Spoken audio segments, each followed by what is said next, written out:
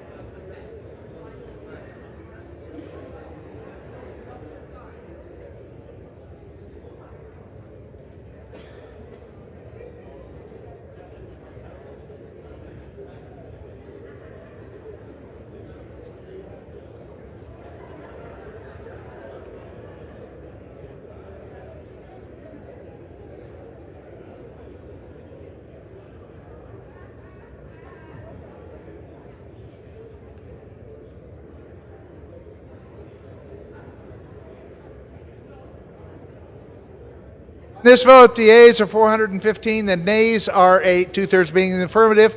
The rules are suspended, the bill is passed, and without objection, the motion to reconsider is laid on the table. Pursuant to Clause 1C of Rule 19, further proceedings on House Concurrent Resolution 14 will now resume. The clerk will report the title. Union Calendar Number 1, House Concurrent Resolution 14, Concurrent Resolution establishing the congressional budget for the United States government for fiscal year 2025 and setting forth the appropriate budgetary levels for fiscal years 2026 through 2034. Pursuant to Clause 1C of Rule 19, further proceedings on House Concurrent Resolution 14. Question is on the concurrent. Yeah, we already did Ah. that part. So The question is on adoption of the concurrent resolution under Clause 10 of Rule 20. The ayes and nays are ordered. Members will record their votes by electronic device. This will be a 15-minute vote.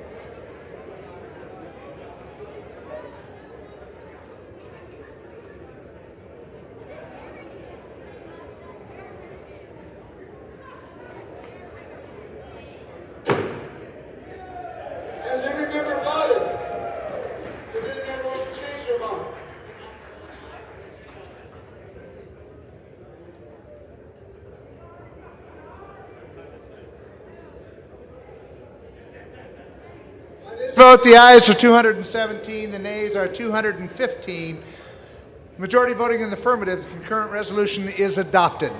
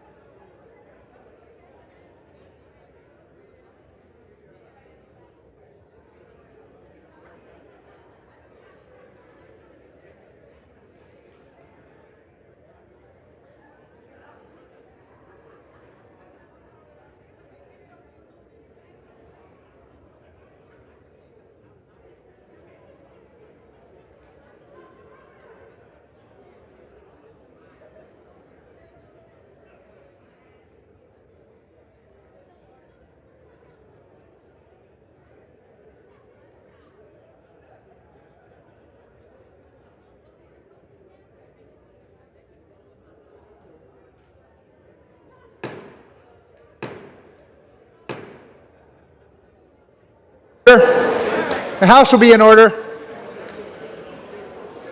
Members, please take conversations off the floor.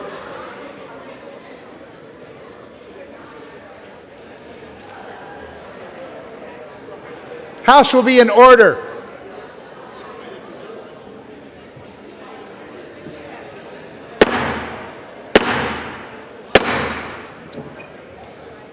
The House will be in order.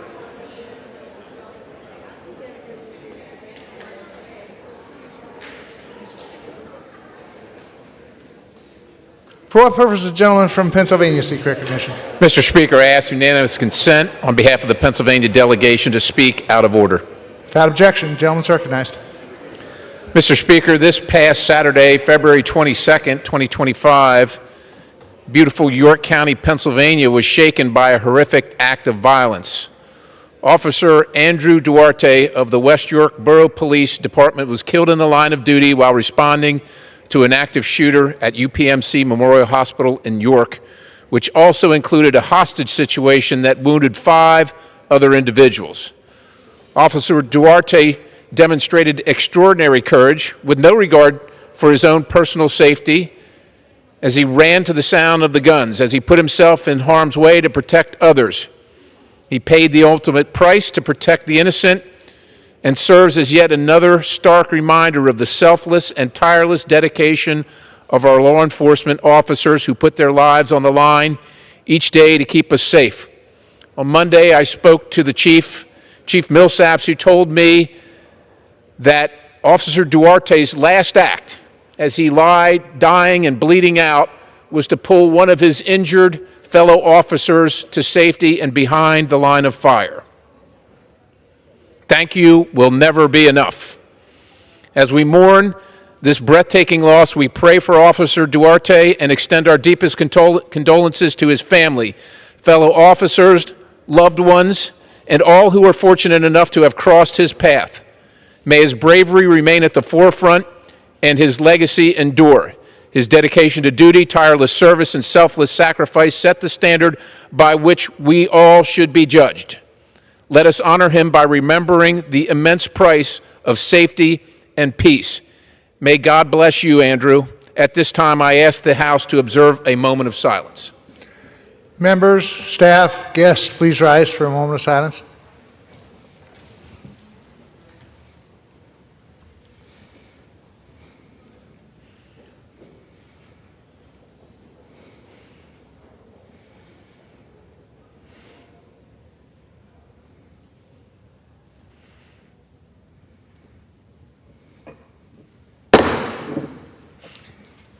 Thanks, guys. Good work. Thanks.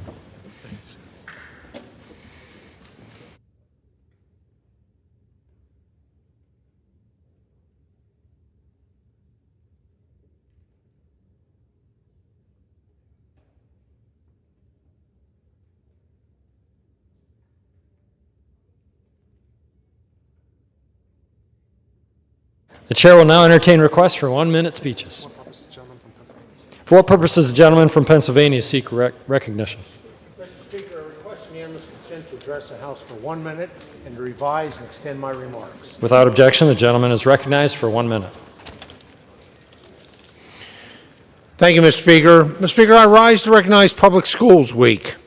Approximately 9 out of 10 American students receive their education from a public school.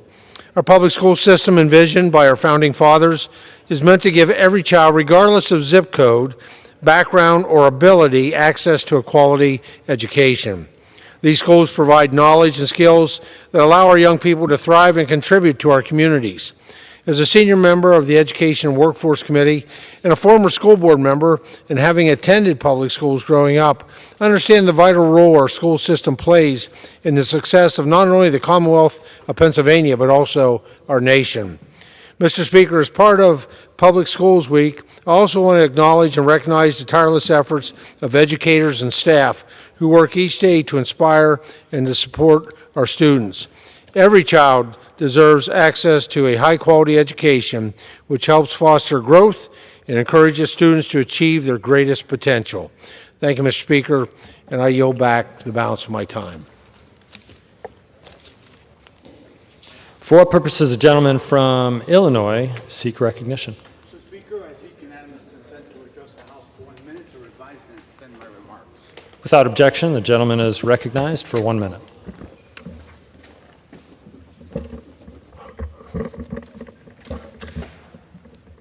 Mr. Speaker, during Black History Month, I rise to honor Ronell Mustin, a fearless champion for justice whose activism has shaped movements and transformed communities.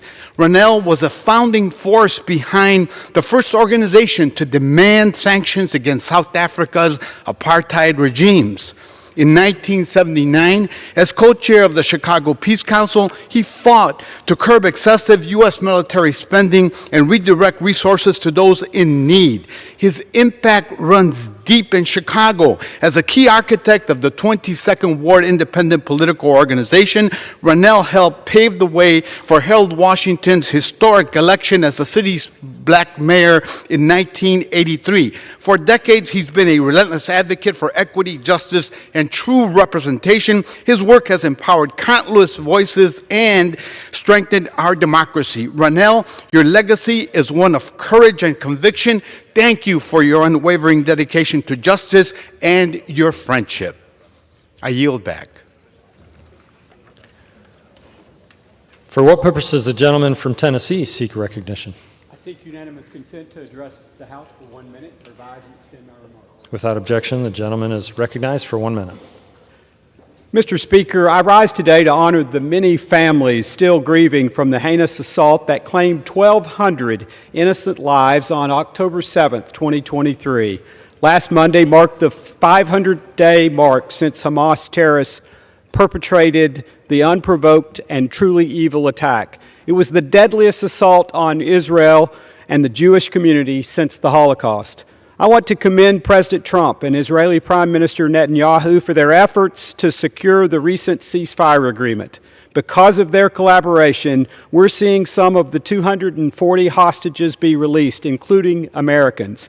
I urge my colleagues to keep the events of that horrific day top of mind. It is imperative that the United States show unwavering support for Israel and the Jewish community so that Hamas terrorists or any other bad actors never attempt another attack on our closest ally in the Middle East, Israel. Thank you, Mr. Speaker, and I yield back. For what purposes the gentleman from Oregon seek recognition? I ask unanimous consent to address the House for 1 minute and to revise and extend my remarks. Without objection, the gentlewoman is recognized for 1 minute.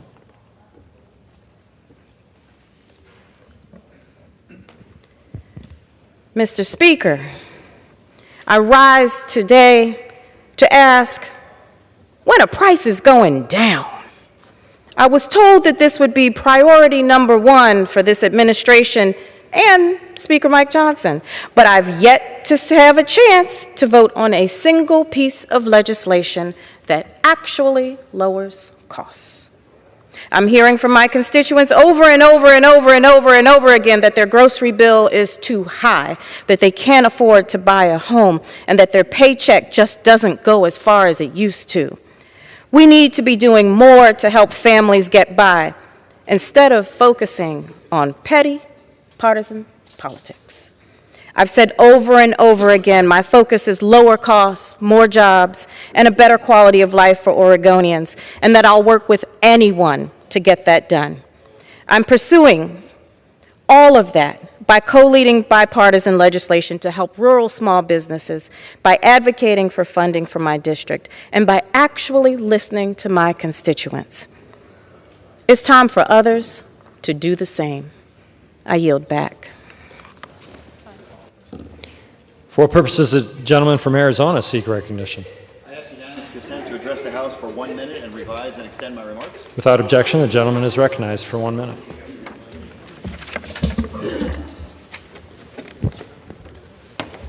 Mr. Speaker, today is bittersweet. Diana Taurasi of the Phoenix Mercury announced her retirement. DT is the greatest professional athlete in Arizona sports history. Fight me on that one. 3 NCAA championships, 3 WNBA championships, 6 Olympic gold medals, the WNBA's all-time leading scorer. There's a reason. When I was mayor, I named a street in front of the arena Taurasi Way. A world-class and hilarious trash talker on the court, she could have been a professional comedian. She lights up every room that she is in, constantly uplifting others. And Brittany Griner could not have asked for a more loyal friend during her detainment in Russia. I had a courtside seat to her entire 21-year career in Phoenix. I saw her grow as a basketball player and as a tremendous leader in our community. My son, Trevor, he grew up idolizing Diana Taurasi. He wanted to be her when he grew up, but I had to tell him one day, son, you can't grow up to be Diana Taurasi. Her jump shot is just too darn good. Dee, on behalf of a grateful city, Godspeed on your retirement. I yield back. For what purposes, the gentleman from Florida seek recognition. Mr. Speaker, I ask unanimous consent to address the House for 1 minute and to revise and extend my remarks. Without objection, the gentleman is recognized for 1 minute. Mr. Speaker, today I rise with a heavy heart to honor the loss of a giant, Florida State Senator Geraldine Thompson. She was a trailblazer, a historian, and a fierce advocate who worked every day to uplift Floridians, ensuring that nobody was left behind. For nearly 20 years in the Florida legislature, she broke barriers and created opportunities, especially for black communities and those often overlooked. Senator Thompson was unapologetic, courageous, and a force for good like no other. She paved the path for people like me to be in a job like this. She believed in the promise of this country and fought to make it a reality for everybody. Senator Thompson's contributions to Florida and really to this country will never be forgotten, and her spirit will live on in the work she championed and in all of us that she inspired. May she rest in power. Thank you so much, Senator Thompson. I yield back. For what purposes, the gentleman from California seek recognition. Mr. Speaker, I ask unanimous consent to address the House for 1 minute and to revise and extend my remarks. Without objection, the gentleman is recognized for 1 minute. Mr. Speaker, Black history has shaped our country, and I'm proud to celebrate Black History Month with my Congressional Asian Pacific American Caucus colleagues. The Coalition of Asian American, Native Hawaiian, Pacific Islanders, and Black Americans have worked hand in hand for generations to advance racial equality. That coalition was on full display during Martin Luther King Jr.'s historic march from Selma to Montgomery in 1965 when he wore a leg gifted to him by Reverend Abraham Akaka of Hawaii. It existed even on the battlefield.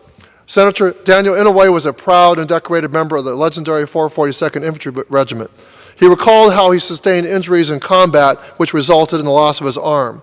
and that it was soldiers from the 92nd Division, a segregated African-American unit, who provided him with the blood for the 17 transfusions that kept him alive.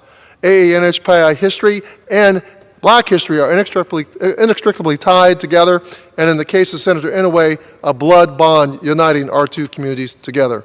I yield back, Mr. Speaker. For purposes, the gentleman from Virginia seek recognition. I rise for unanimous consent to 1-minute remarks and revise and extend my remarks. Without objection, the gentleman is recognized for 1 minute. Thank you, Mr. Speaker. I rise today as we honor February as Black History Month. I think of the students at Waterford 2nd Street School in my district, a one-room schoolhouse established 2 years ago after the end of the Civil War where kids studied under segregation. I think of Barbara Rose Johns, a civil rights icon from Virginia. Barbara's high school was dilapidated and overcrowded, and at just 16, she led her classmates in a walkout, inspiring the Virginia NAACP to sue for integration. The walkout sparked one of 5 cases reviewed by the Supreme Court in the landmark Brown versus Board of Education decision. Mr. Speaker, I'm proud to say that Barbara Johns will soon have a statue just steps from this chamber, alongside George Washington, representing the Commonwealth of Virginia. As a country, we've come a long way since Barbara Rose Johns' high school was integrated, but we can't let our country slide back. We will continue to fight and honor the work and legacies of Barbara Johns and all who fought for a more perfect union. Mr. Speaker, I yield back. For purposes, the gentlewoman from Washington seek recognition. Mr. Speaker, I seek to address the House for 1 minute. Without objection, the gentlewoman is recognized for 1 minute. Thank you for recognizing me. Mr. Speaker, I have the distinct honor as being the only Black and Korean person serving in the U.S. House of Representatives. As I stand with my colleagues from KPAC in recognition of Black History Month, I celebrate the long history and importance of allyship in the Black and AAPI community. From when Frederick Douglass denounced the Chinese Exclusion Act in 1869, from Jesse Jackson taking a stand and taking time away from his presidential campaign to protest the murder of Vincent Chin. Democracy. To when AAPI groups stood with the Black community after the murder of George Floyd. And today, we continue that fight. As a Republican majority seeks to cut Medicaid, which 11 million Black and 4.5 million AAPIs rely on, we know that we have a lot in common, and when we work together, we can be powerful and strong and use our voices. Cutting SNAP, food assistance, of which 30% of recipients are Black or AAPI. We must continue to stand together, to use our voices, to use our political power, and to show up. Democracy. It isn't As just this an administration idea. seeks to It's a attack civil rights process. that our A ancestors process fought shaped for, by leaders we must let elected everyone to the know highest that the Black offices. experience and the Asian American experience is indeed the American experience. I yield back. For purposes, the gentlewoman from California seek recognition. Mr. Speaker, I ask unanimous consent to address the House for 1 minute. Without objection, the gentlewoman is recognized for 1 minute. There is a long-standing allyship between the Black and Asian communities in LA, exemplified by the Hollywood Bowl, once located in the heart of my district. Founded by 5 Japanese Americans in 1957, the Hollywood Bowl served everyone, but had a particularly significant impact on the growing Black community in the historic Crenshaw corridor. Both the Japanese and Black communities in LA were targets of redlining and racial discrimination from the government and banks, which left them with few places to settle. While Japanese Americans worked to recover from the unjust internment camps and post-war discrimination, Black Americans continued to fight against racial segregation and voter suppression. The Hollywood Bowl provided a space to come together as Angelenos, offering residents of Crenshaw a safe space for entertainment, healing, and protection. This solidarity was tested during the 1992 LA riots, which erupted following the horrific beating and arrest of Rodney King. In a time when racial tensions dominated our city and much of South Central was engulfed in flames, the Hollywood Bowl stood as a beacon of light amid the destruction. Not only did the Hollywood Bowl emerge unscathed from the riots, but people actually gathered to bowl on the night the riots broke out. Although the bowling alley closed in 2000 and was eventually demolished, its impact on our South LA community will be felt for decades to come. Thank you, and I yield back. For purposes, the gentlewoman from New York seek recognition. Ask unanimous consent to address the House for 1 minute and rise and extend my remarks. Without objection, the gentlewoman is recognized for 1 minute. Thank you, Mr. Speaker. My Congressional Asian Pacific American Caucus and I are proud to honor Black History Month and stand with our Congressional Black Caucus colleagues in the shared fight for equality and justice. There's a long and storied history of solidarity between the Black community and the Asian American, Native Hawaiian, and Pacific Islander communities. In the 19th century, Frederick Douglass spoke out against the racist Chinese Exclusion Act and used his voice to advocate for Asian immigrants who wanted to earn the right to become U.S. citizens. During the Civil Rights Movement, Asian American activists protested alongside Black Americans in the fight for equality. The allyship between our two communities remains critically important in the face of a vicious campaign to erase our stories, voices, and contributions to this nation. But make no mistake, we will fight tooth and nail for our communities and stand up to these attacks. We will not let anyone tell us that our stories don't matter. Our stories are American history, and without us, our nation would not be where it is today. Thank you, and I yield back. For purposes, the gentleman from New York seek recognition. Mr. Speaker, I ask unanimous consent to address the House and for 1 minute and to revise and extend my remarks. Without objection, the gentleman is recognized for 1 minute. Thank you, Mr. Speaker.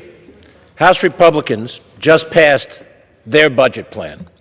Like many House Democrats, I am clear-eyed about this plan and how it will affect families in Westchester and in the Bronx. This budget is a direct attack on the working and the middle class, all while handling more than $4.5 trillion in tax breaks for the wealthiest in our society.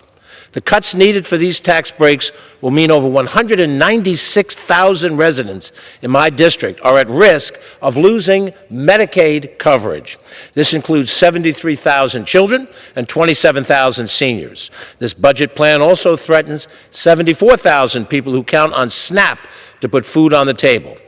Republicans have promised to lower costs for everyday Americans, but this budget won't do that at all. Instead, it will make life harder and more expensive for constituents and Americans across the country. As this process moves forward, I will join with Americans to fight for fairness and opportunity for every American. Mr. Speaker, I yield back. For what purposes, the gentleman from Virginia seek recognition.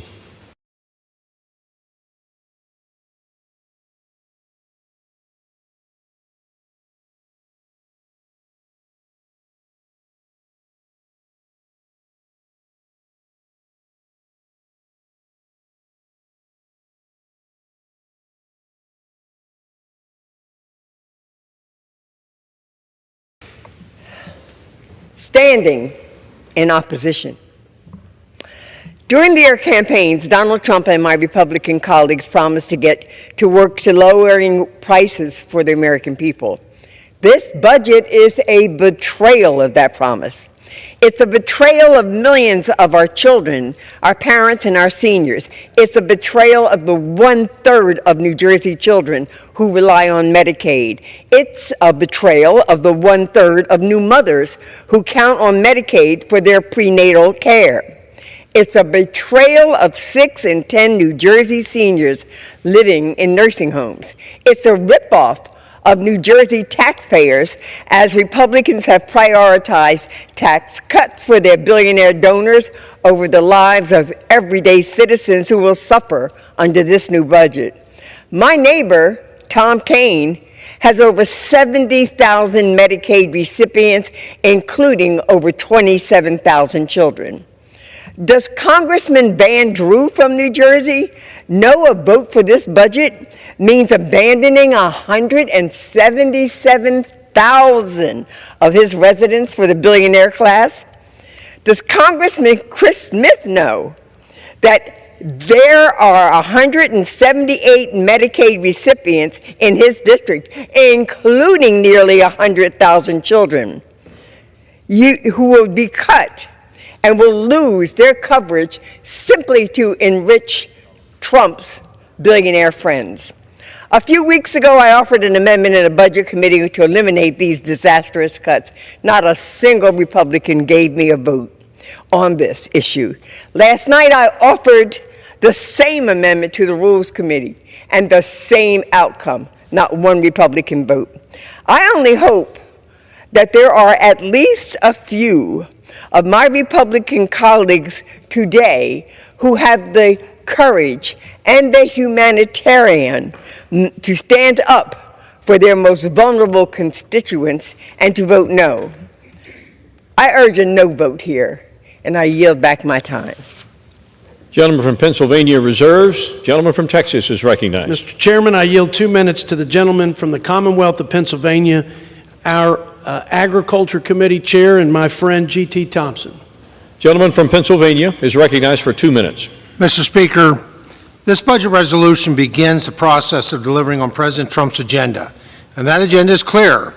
It's securing the border, it's unleashing economic growth, it's providing efficiency and accountability in government. It's reining in reckless spending that spurred record inflation. My colleagues on the other side of the aisle continue to talk about the harmful provisions within this resolution. In reality, this is the beginning of the process. It's the beginning of a course correction that is desperately needed following 4 years of policy that placed America in a position of excess and decline. Speaking of excess, since President Trump's first term, increased enrollment and exploitation of the 2018 Farm Bill by the Biden administration ballooned the annual spending on the Supplemental Nutrition Assistance Program by 66% of the total cost at $256 billion, leaving workers on the sidelines while small businesses paying record wages struggle to find help. This egregious executive overreach not only violated the Congressional Review Act, but likely reduced the fraction of people participating in the workforce and contributed to inflation. Mr. Speaker, we must meet the vital supplemental food needs of Americans that Congress committed to fulfill through SNAP, and we will. We cannot allow excess or lack of accountability within the bureaucracy, though, to compromise fulfilling that obligation. Thoughtful policies that recognize the value of work, hold states accountable, promote program integrity, and in the long run protect the safety net for those Americans who truly need it should be our priority. At the same time, we must use this process to advance the needs of the farm economy.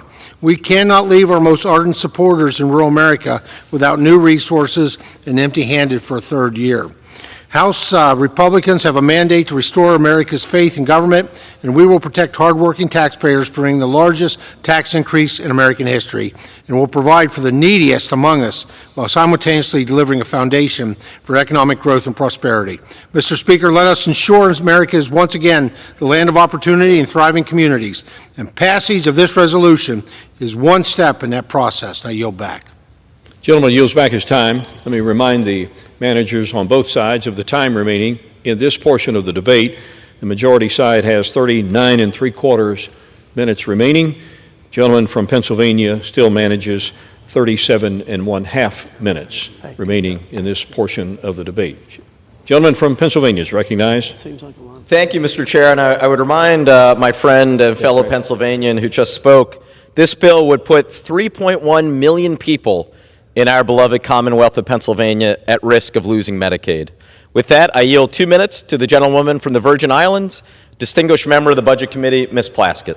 Gentlelady from the Virgin Islands is recognized for 2 minutes. Thank you, Mr. Speaker. I rise in opposition to this budget.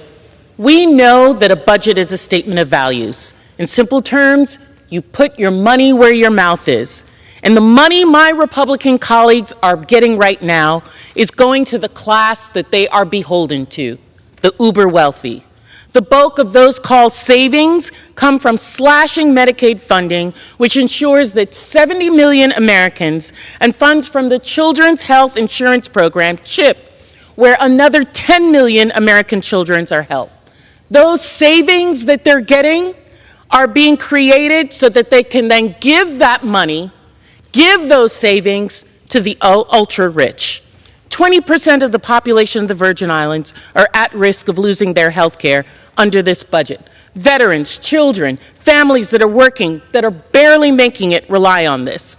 My fellow Americans, right here, right now, Republicans are trying to steal health care from 80 million people, and they're heading to the bank as millions of Americans are left helpless. What is happening? What's going on?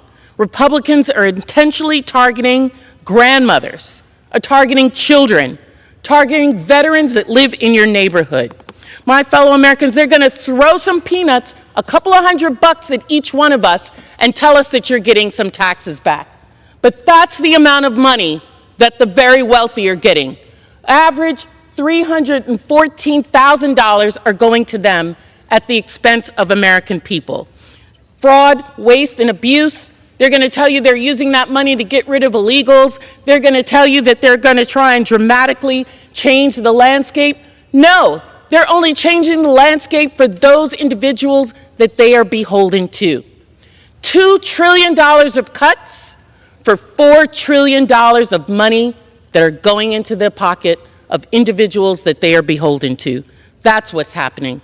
I'm disappointed, but I'm not surprised that the Republicans have used this process to satisfy the people that they are most beholden to. Americans must stand up. I yield back. Gentleman from Pennsylvania reserves. Gentleman from Texas. To my friend from the great state of Missouri and my chairman of the House Ways and Means Committee, Mr. Jason Smith, for 4 minutes. Gentleman from Missouri is recognized for 4 minutes. I want to thank the chairman for yielding. Mr. Speaker, 4 years ago, President Trump left Joe Biden a blueprint success, and then Democrats proceeded to open our borders, undermine American energy, and spend trillions of dollars on handouts to the wealthy. They created the highest inflation in 40 years that made it impossible for working families to survive. That's why the American people sent Donald Trump back to the White House with a mandate. Now it's up to Congress to deliver on that mandate to make our economy work again for working families. The economy isn't just numbers on a chart. It's the farmer who wakes up at 4 a.m., the mom or dad working 2 jobs to get by, the shop owner figuring out how to keep the store lights on, and the truck driver working overtime. To my Democrat colleagues, let's be clear. A vote against this budget is a vote to raise taxes on low-income Americans. $2.6 trillion of the tax cuts, and this are people making less than $400,000 a year. You campaigned on not allowing taxes to increase on people making less than $400,000 a year. Let's see if your voting card shows up. Extending the Trump tax cuts will give the lowest income families a tax cut of 15%, the highest of any income group. On the other hand, failing to extend these tax cuts means the average taxpayer will see a 22% tax hike. The average family of 4 making $80,000 a year will see their taxes go up almost $1,700. That's 2 months worth of groceries. Americans need certainty that relief is on the way. Workers need certainty that their taxes won't go up. 26 million small businesses need certainty that their tax rates won't rise to 43% in a few short months so that they can focus on investing and hiring more workers. 2 million family-owned farms need certainty they won't be forced to sell their farm to pay an increased death tax. They need to know right now if they should be contacting an estate planner for the massive tax hike that's coming. Parents need certainty that their guaranteed deduction of $30,000 won't be cut in half, and their child tax credit won't be slashed from $2,000 to $1,000. Following passage of the Trump tax cuts, wages increased by 4.9%, the fastest 2-year growth in real wages in 20 years. 5 million new jobs were created.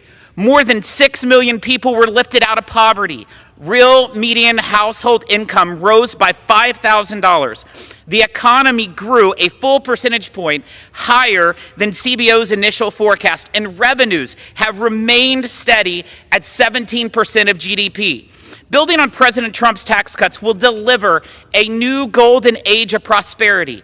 over 1 million new small business jobs each year, $284 billion in economic growth from more manufacturing, and billions in new investments to revitalize our poorest neighborhoods. We will reignite our economy with the return of policies like 100% immediate expensing and incentives to make sure R&D is happening here and not being outsourced around the globe. We will deliver on President Trump's commitment to tax relief for tipped workers, help for seniors struggling with inflation, and tax relief for overtime workers.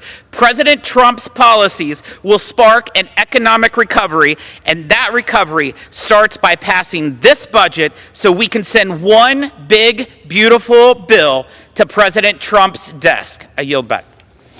Gentleman from Texas reserves. Gentleman from Pennsylvania.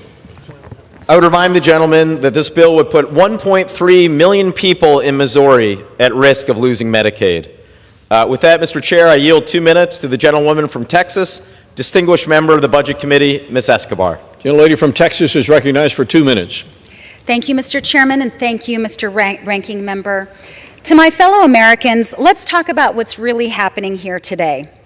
Housing costs are up, groceries are up, inflation is up.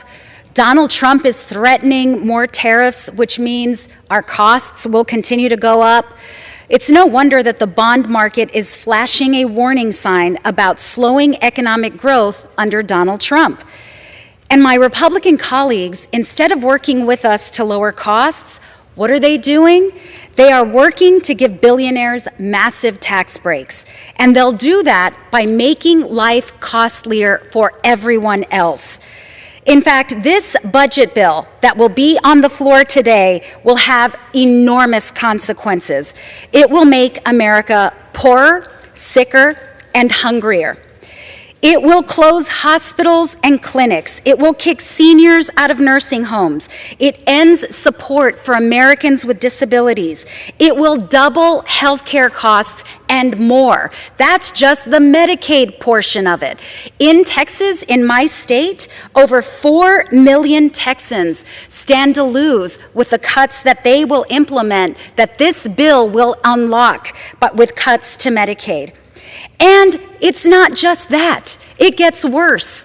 This budget bill will explode the national debt. Why? So that billionaires can have another yacht, another luxury home, another jet. It doesn't have to be this way. We just need some of our Republican colleagues to stand with us and vote to protect the American people. Reject these billionaire tax breaks, reject the harm that it will do to their constituents and ours, and protect the American people. I urge my colleagues to vote no. I yield back. Gentleman from Pennsylvania continues to reserve. Gentleman from Texas. Mr. Chairman, I yield 2 minutes to the gentleman from Arkansas, the chairman of our Environmental and Energy Committee, Mr. Bruce Westerman.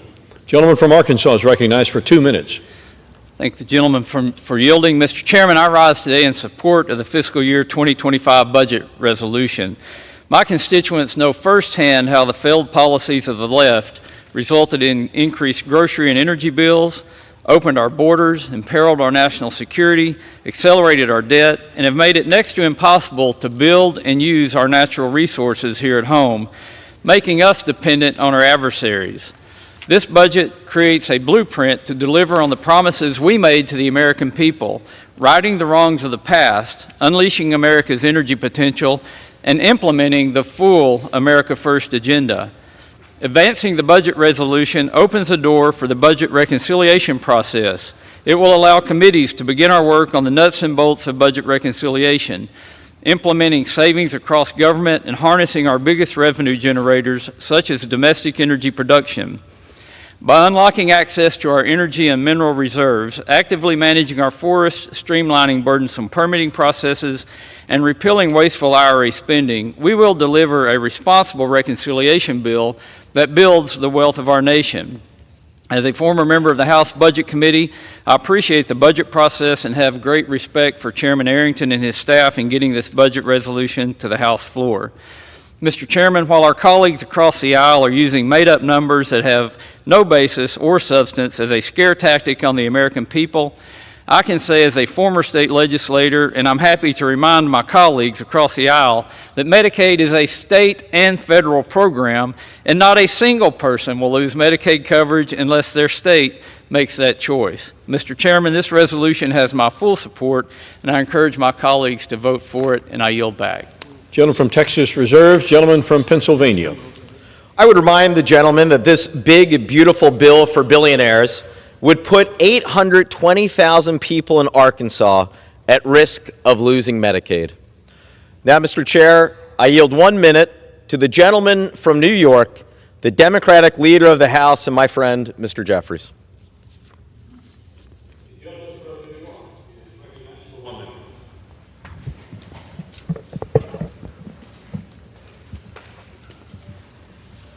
Speaker, I rise today in strong opposition to the reckless Republican budget, which is a betrayal of working-class Americans, middle-class Americans, children, seniors, and everyday Americans all across the country.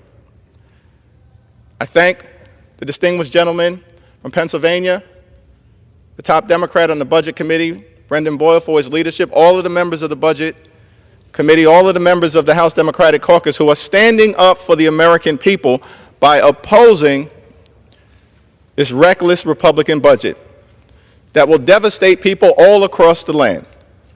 It's not consistent with promises that were made to the American people. It's the exact opposite. Here's the promise that was made to the American people over and over and over again, that Republicans were going to drive down the high cost of living in the United States of America and combat inflation. That was the promise that you made to the American people. As House Democrats, we're working hard to lower housing costs, lower grocery costs, lower insurance costs, lower utility costs, and lower child care costs because we know America is too expensive. We want to drive down the high cost of living. But on the other side of the aisle, we haven't seen a single bill introduced by Republicans to drive down the high cost of living, address the affordability crisis in the United States of America. Not a single executive order issued by President Trump has anything to do with driving down the high cost of living. Not a single administrative action taken this year by the Trump administration has anything to do with driving down the high cost of living. In fact, costs aren't going down in the United States of America. Costs are going up. Grocery prices are going up. Inflation is going up. Republicans are crashing the economy in real time. So you've betrayed the American middle class, working families, everyday Americans, children and seniors with this $4.5 trillion budget scheme. And don't come to the House floor and act like this was being done in the name of fiscal responsibility. Enough with that narrative. There's nothing in the Republican track record to suggest to the American people that you are the party of fiscal responsibility. Absolutely nothing. President Reagan comes into office. His signature legislative accomplishment is a massive unpaid for tax cut for the wealthy, the well-off, and the well-connected. And what does it do? Increases the debt by $2 trillion. That's not fiscal responsibility. That's recklessness. That's your record. Those kind of fiscal policies continued for 8 years, carried over into the presidency of George H.W. Bush. And then we see a massive debt handed over to President Bill Clinton. What do Democrats do with that massive debt? We turn that debt into a surplus over an 8-year period of time, and the economy exploded. That's what fiscal responsibility looks like. That happened under President Bill Clinton. Stop saying to the American people that you're the party of fiscal responsibility. The facts say exactly the opposite. And so a budget surplus is handed over to President George W. Bush, who proceeds in 2001 and then again in 2003 to pass massive tax cuts, same playbook, here we go again, massive tax cuts for the wealthy, the well-off, and the well-connected, that explode the debt by $8 trillion. And at the same time, we have a failed war in Iraq and a failed war in Afghanistan. Over time, adding another $8 trillion to our nation's debt. That burden is handed over to President Barack Obama, who during the period of his time in office, when he had a $1.5 trillion deficit, cuts it by $1 trillion, despite the fact that he also inherited from Republicans the Great Recession and had to turn things around.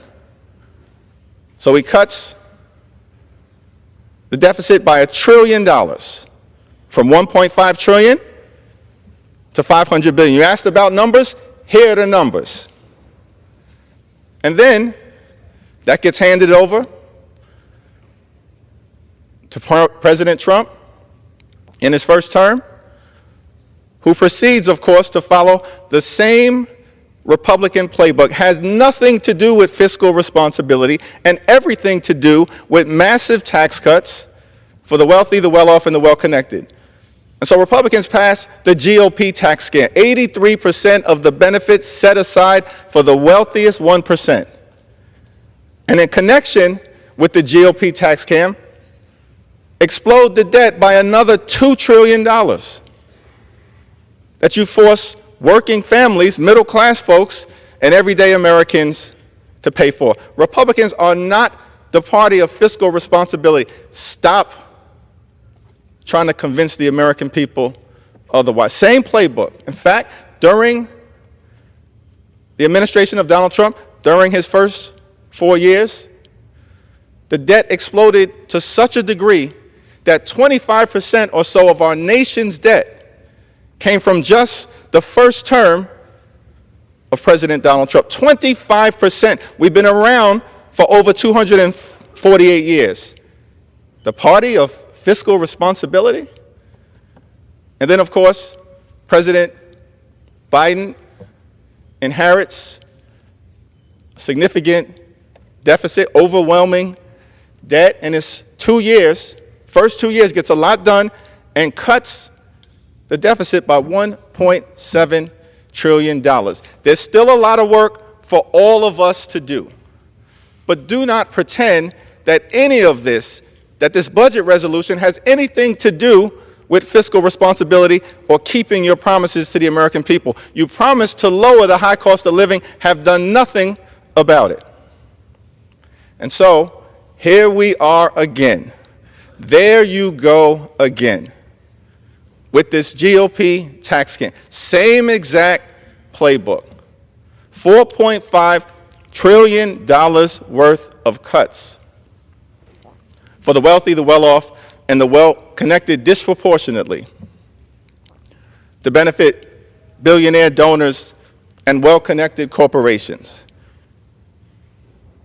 To make matters worse, you would actually cut programs, cut the social safety net, cut the things that matter to working-class Americans, middle-class Americans, young people, seniors, and others, including up to, if not more, $880 billion of cuts to Medicaid. That's the largest cut to Medicaid in American history. That doesn't help working class Americans, doesn't help middle class Americans, doesn't help children, doesn't help older Americans. It will devastate them. Devastate children, devastate people with disabilities, devastate seniors, devastate pregnant women all across the country, devastate nursing homes, shut down nursing homes, shut down hospitals, including in rural America, in urban America, in small town America, in the heartland, of America. That's what the Republican budget betrayal is all about. Devastate supplemental nutritional assistance programs for our children, for our veterans, for our families. That's what the Republican budget is all about. Has nothing to do with making life better for everyday Americans. It will hurt everyday Americans. So Democrats are not going to provide this reckless Republican scheme, this out-of-control budget, a single vote, not a single vote, because we're standing on the side of the American people. We will fight this reckless Republican budget today. We will fight this reckless Republican budget tomorrow. We will fight this reckless Republican budget until it's buried deep in the ground, never to rise again, and stand on the side of the American people at all times. Vote no. Gentleman from Pennsylvania reserves his time. Gentleman from Texas. Mr. Chairman, I yield 2 minutes to the gentleman from Alabama, my friend and the chairman of the House Armed Services Committee, Mr. Mike Rogers. Gentleman from Alabama is recognized for 2 minutes. Thank you, Mr. Speaker. Thank the chairman. I rise in strong support of this resolution, and I commend the Speaker, the leader, and the Chairman Arrington on their tremendous work. We've heard about all the ways the House budget resolution will deliver on President Trump's America First agenda. That includes making a generational investment in national defense.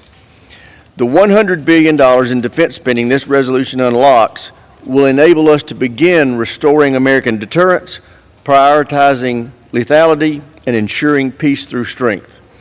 It will help defend the DoD's mission at the border because border security is national security. It will help improve the quality of life of our service members and their families. It will help us start to revitalize our defense industrial base and restore readiness accounts to ensure we can fight tonight. It will also help us start to expand U.S. shipbuilding capacity and enhance our missile deterrence. It will also help begin restocking our nation's arsenal of critical munitions.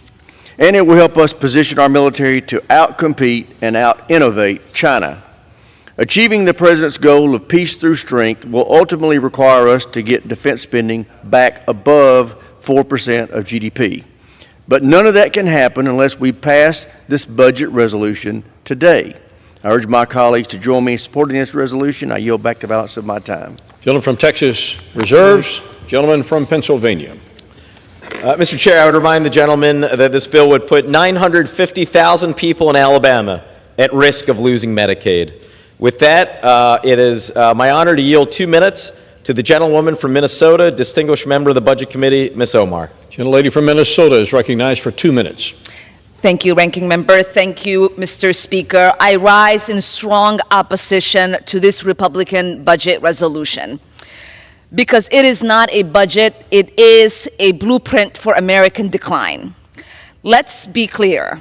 They want to exploit your labor, your tax dollars, and gut your earned benefits, all to bankroll tax cuts for their wealthy friends and donors.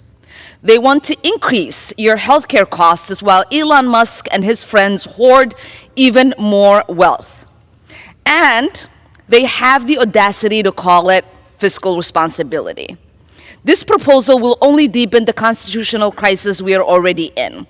A president trying to rule like a dictator, an unelected billionaire using hate and fear to expand his control over our country, and congressional Republicans pretending this chaos is normal even as their own constituents call them out for their cowardice.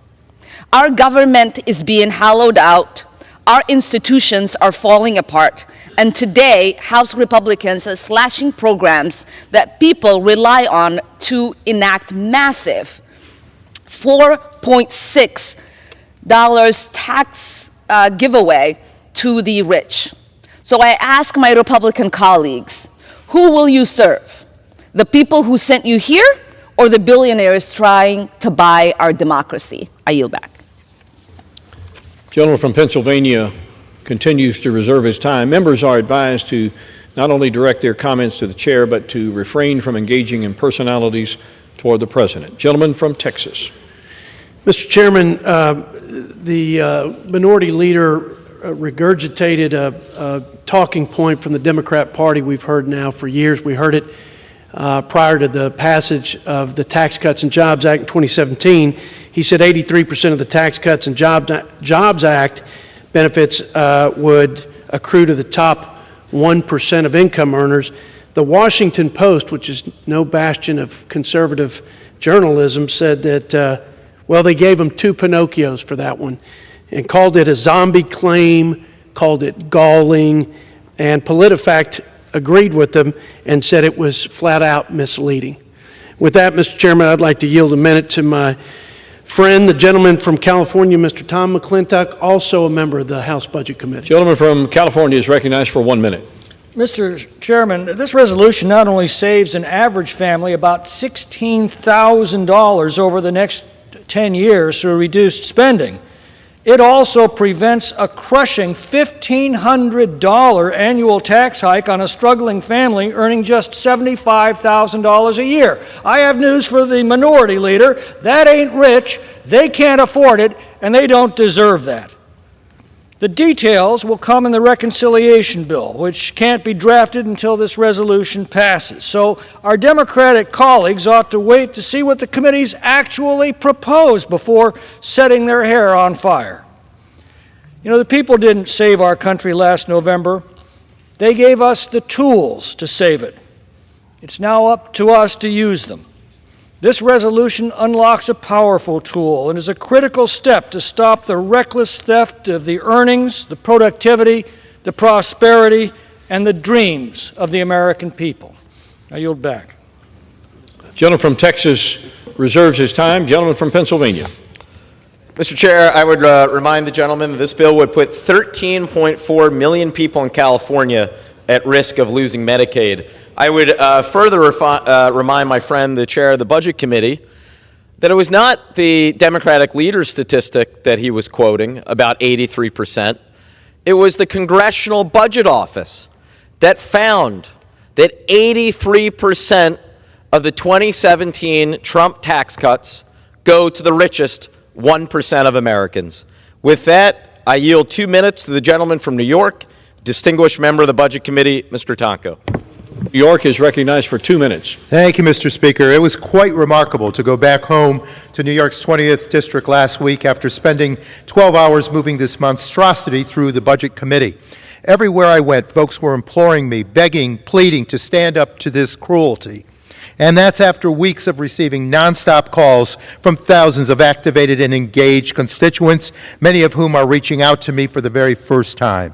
I held a town hall at Albany High School, and like many of my colleagues in recent weeks, it was packed. The energy in the room was palpable. Fear, helplessness, anger. Why, Mr. Speaker, are we forcing through legislation that will hurt the very people we represent? My constituents should never have to stand up and tell me they will interrupt their lives to fight with me in D.C. against the Republican agenda. But they did. Our job is to serve the American people, not rip access to basic necessities away from them at the behest of a president who declared himself king.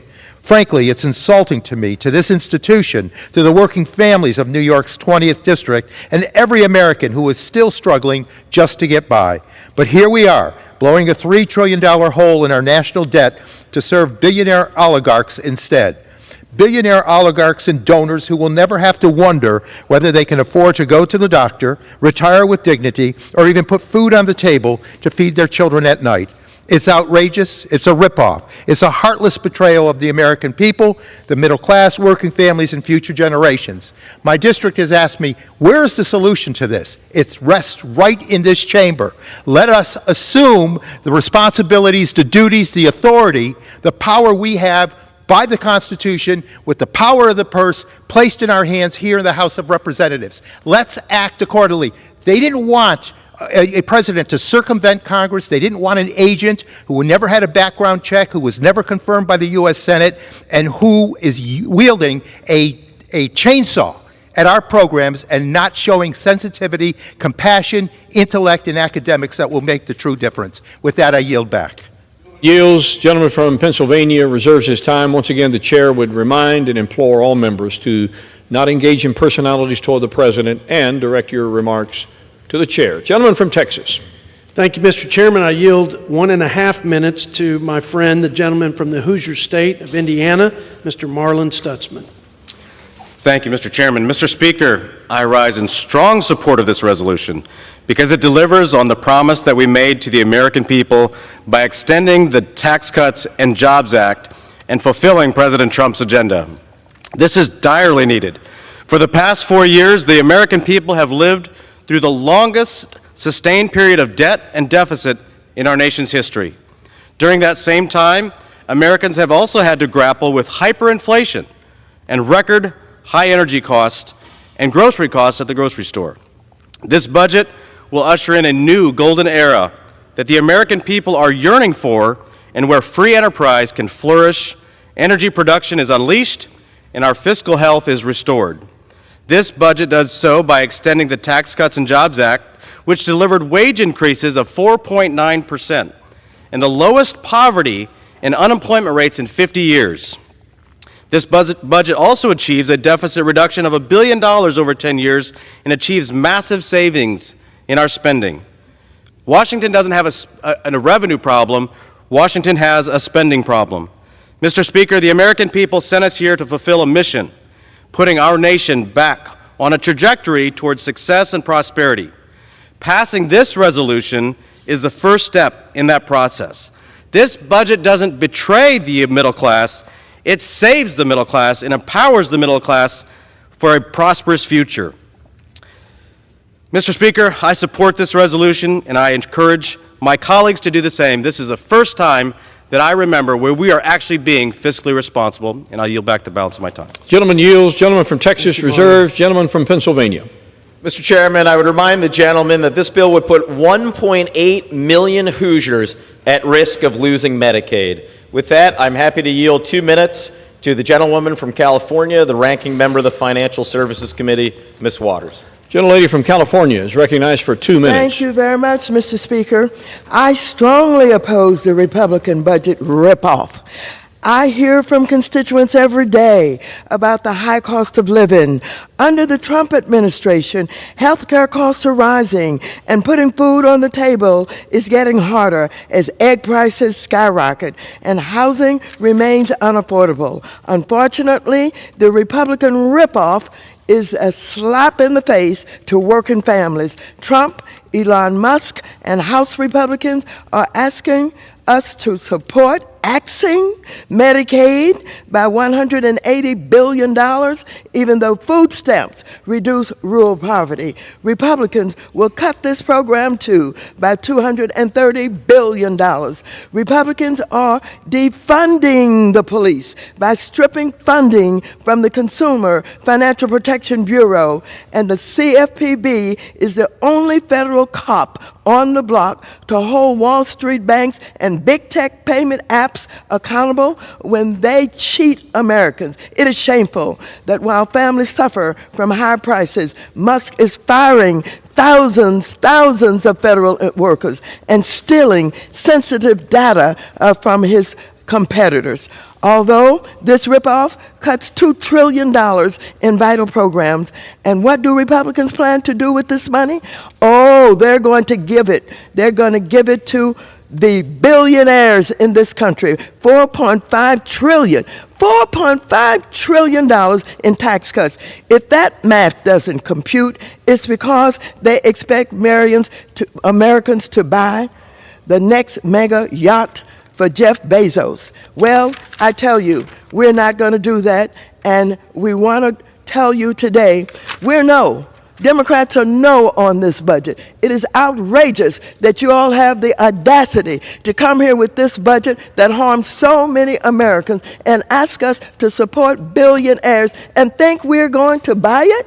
You think we're going to support it? Well, you got another thought coming. We ain't doing it.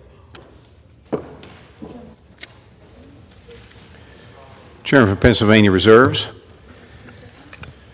Gentleman from Texas. Mr. Chairman, I can't believe my ears criticizing the audacity of us here in Washington, our nation's capital, giving the hard-earned money back to the people, letting them keep more of their money as they've suffered 4 years under record inflation, record interest rate hikes, record consumer debt. How dare us give money back to small businesses and working families so they can pay the bills and provide for their families. Mr. Chairman, I now recognize and yield 2 minutes to the gentleman from the Show Me State of Missouri, our House Transportation and Infrastructure Chairman, Mr. Sam Graves. Gentlemen. Thank you, Mr. Chairman. Thank you, Mr. Chairman. I rise today in support of the House's fiscal year 2025 budget resolution, which is a critical step needed to unlock a reconciliation bill that's going to help secure our border, revitalize our military. It's going to unleash American energy independence and extend tax cuts for American families and small businesses. Simply put, this budget delivers on all of President Trump's America First agenda by prioritizing the economic and national security of hardworking Americans. Failure to act on this budget resolution, our House Republican budget, risks trillions in tax increases on Missouri farmers, small businesses, and families. So as a member of the House Armed Services Committee, I'm pleased to see that the budget directs an investment of $100 billion for our national defense after years of underinvestment. And as chairman of the Transportation and Infrastructure Committee, I am ready to do our part to produce a bill that fulfills President Trump's border security agenda by providing funding for the United States Coast Guard for drug and migrant interdiction. The Coast Guard has been underfunded for years. However, this administration recognizes that the Coast Guard is the workhorse when it comes to securing our maritime border. And I'm grateful for the President's focus on providing robust resources to the services to do even more, and I know that the men and women in the Coast Guard are very much up to the task. Despite delivering these robust investments, this budget still requires the Transportation Infrastructure Committee to generate at least $10 billion in savings overall. Committee Republicans have been hard at work to make sure that we are prepared to support the Coast Guard while also being good stewards of taxpayers' dollars by responsibly offsetting our investments. With that, I would urge my colleagues to support this budget resolution, and I yield back the balance of my time. Thank you, Mr. Chairman. Gentleman from Texas reserves. Gentleman from Pennsylvania recognized. Mr. Chairman, the chair of the Budget Committee moments ago said something to the effect of, this is about giving the people their money back. Not so. How's it going? This is about the 1 in 3 Americans on Medicaid who are at risk of losing it.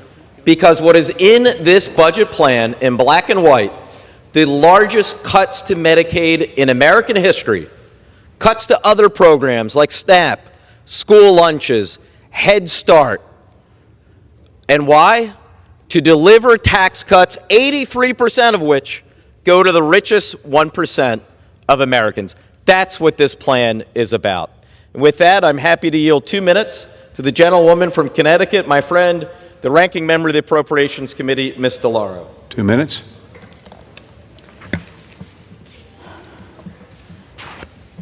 As ranking member of the Appropriations Committee, I am responsible for funding programs and services that the American people rely on.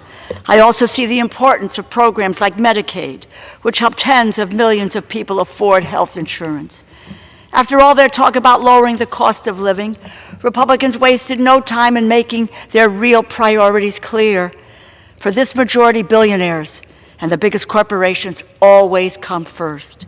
Elon Musk, President Trump are hard at work trying to gut Medicaid and the Affordable Care Act, which helps nearly 100 million Americans afford health insurance, medications, life-saving care. Nationwide, Medicaid and the Children's Health Insurance Program provide medical coverage to nearly 4 in 10 children. Almost 40% of the children in the United States get their health care through Medicaid. These programs were designed, improved, and expanded over decades by both parties to help people deal with the high cost of health care, and they have delivered for so many families.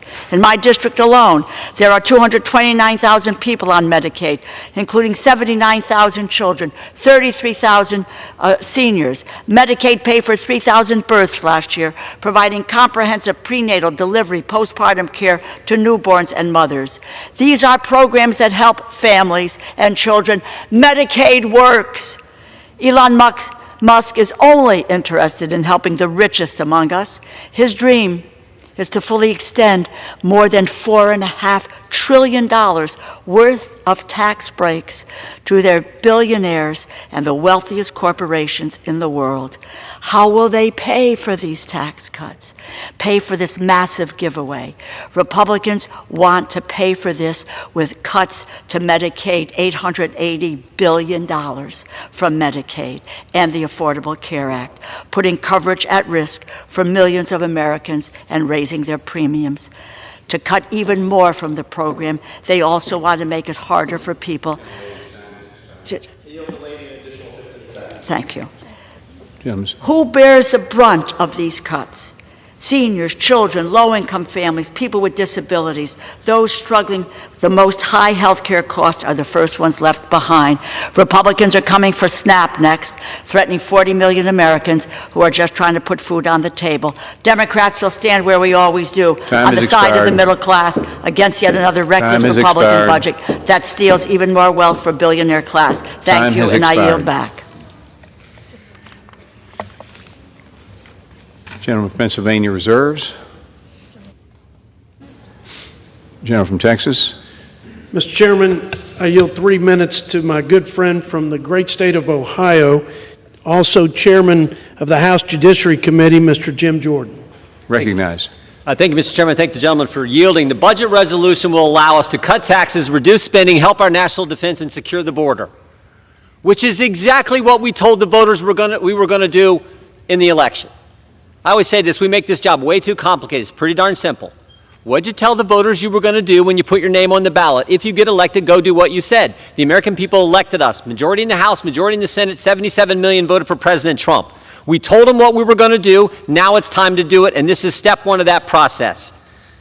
Ranking member referenced the American people. We're remembering the American people exactly what we told them, why they elected us. And to do all that, it takes resources, particularly the one that focuses in our committee, securing the border. It takes resources, and the reason we need so many resources to secure the border is because the previous administration screwed everything up so bad. Day one of the Biden administration, they made 3 decisions. No more building the wall, no more remain in Mexico, and when you get here, you will not be detained, you will be released. And when you do that and advertise to the entire planet, those are the new policies, everybody comes. 10 million people came, almost the equivalent of the entire population of the state I get the privilege of representing. And so now to fix that, you got to find resources, you got to find savings, you got to do what we're doing in this legislation. Because it takes personnel, it takes equipment, it takes space, it takes detention beds, it takes judges, it takes lawyers to handle to secure that border and handle what needs to be done to fix what they caused, what they created. So I want to thank the chairman and the good work he's done, the Republican members of the Budget Committee for putting this together. Look, he's right. If we don't do this, taxes are going to go up on the families across this great country. I don't want the taxes to go up on the families I represent in the 4th District of Ohio. I don't want that to happen. I want the border secured. I want to reduce spending because I know we're running trillion-dollar deficits and we piled up $36 trillion in debt. And I want to help our national defense because it's still a dangerous world. Just got back from Israel last week. We know how dangerous it is. They know how dangerous this world is. So this bill is common sense, and it's step one of a 3-part process to get us to what we told the American people we were going to do, what they elected us to do. And that's why I hope we can pass this. I urge a yes vote. And again, thank the chairman for his good work and his committee's work. And with that, I yield back. Thank you, Chairman. Appreciate you. Gentleman from Texas reserves.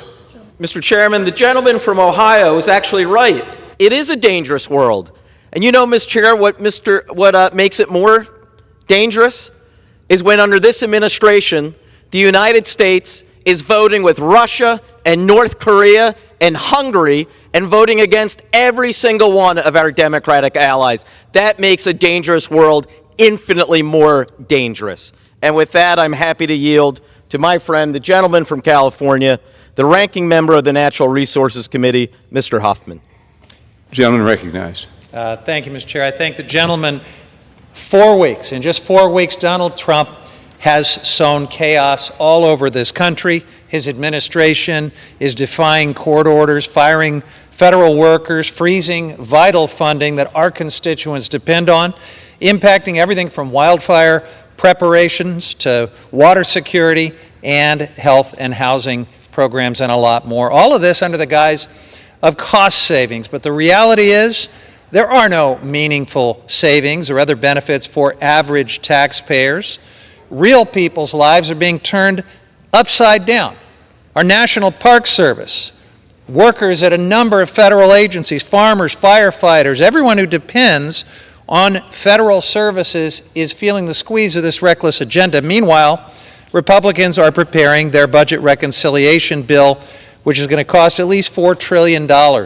Now, our Republican colleagues are being coy about the specifics, but Americans can connect the dots. You can't do a tax cut for billionaires of that magnitude without either dramatically slashing Medicaid and maybe Social Security and Medicare while you're at it, or dramatically exploding the deficit. So just like every other action before us, Republicans' budget is a betrayal of the American people. They're choosing billionaires over programs everyday people depend on. In my district alone, hundreds of thousands of people will lose Medicaid. Tens of thousands will lose SNAP benefits that help put food on the table. The Natural Resources Committee is tasked with finding at least $1 billion of these savings. The $1 billion for their billionaire joyride. Their plan is to sell off public lands, do more favors for big oil. I yield the gentleman an additional 15 seconds. Thank you. More favors for big oil, even though they are rolling in record profits, even though we're already producing and exporting record amounts of oil and gas. And of course, their old favorite, open up the Arctic refuge for drilling and pretend that that will bring in money as well. Last time it brought in $0 when they did that in 2017. Time has expired. Mr. Chairman, I'm going to vote no, urge my colleagues to vote no, and I yield back. Gentleman from Pennsylvania reserved. Texas recognized. Mr. Chairman, I yield 2 minutes to my friend from the great state of Michigan and also the chair of the House Education and Workforce Committee, Mr. Tim Walberg. Gentleman's recognized. I thank my friend from Texas. And Mr. Speaker, in November, the American people delivered a clear and resolute mandate to this Congress: rein in out-of-control spending. For too long, bureaucrats in Washington recklessly spent Americans' hard-earned tax dollars and drove up our national debt to nearly catastrophic levels, hurting all Americans and especially the most vulnerable.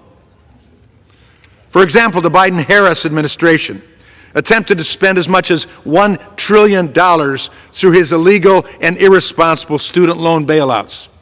And virtually nothing was done to control the cost of federal student loan program, meaning students will be able to take on even more in student loan debt and drive up the burden on all Americans, even those who never went to college or received a degree.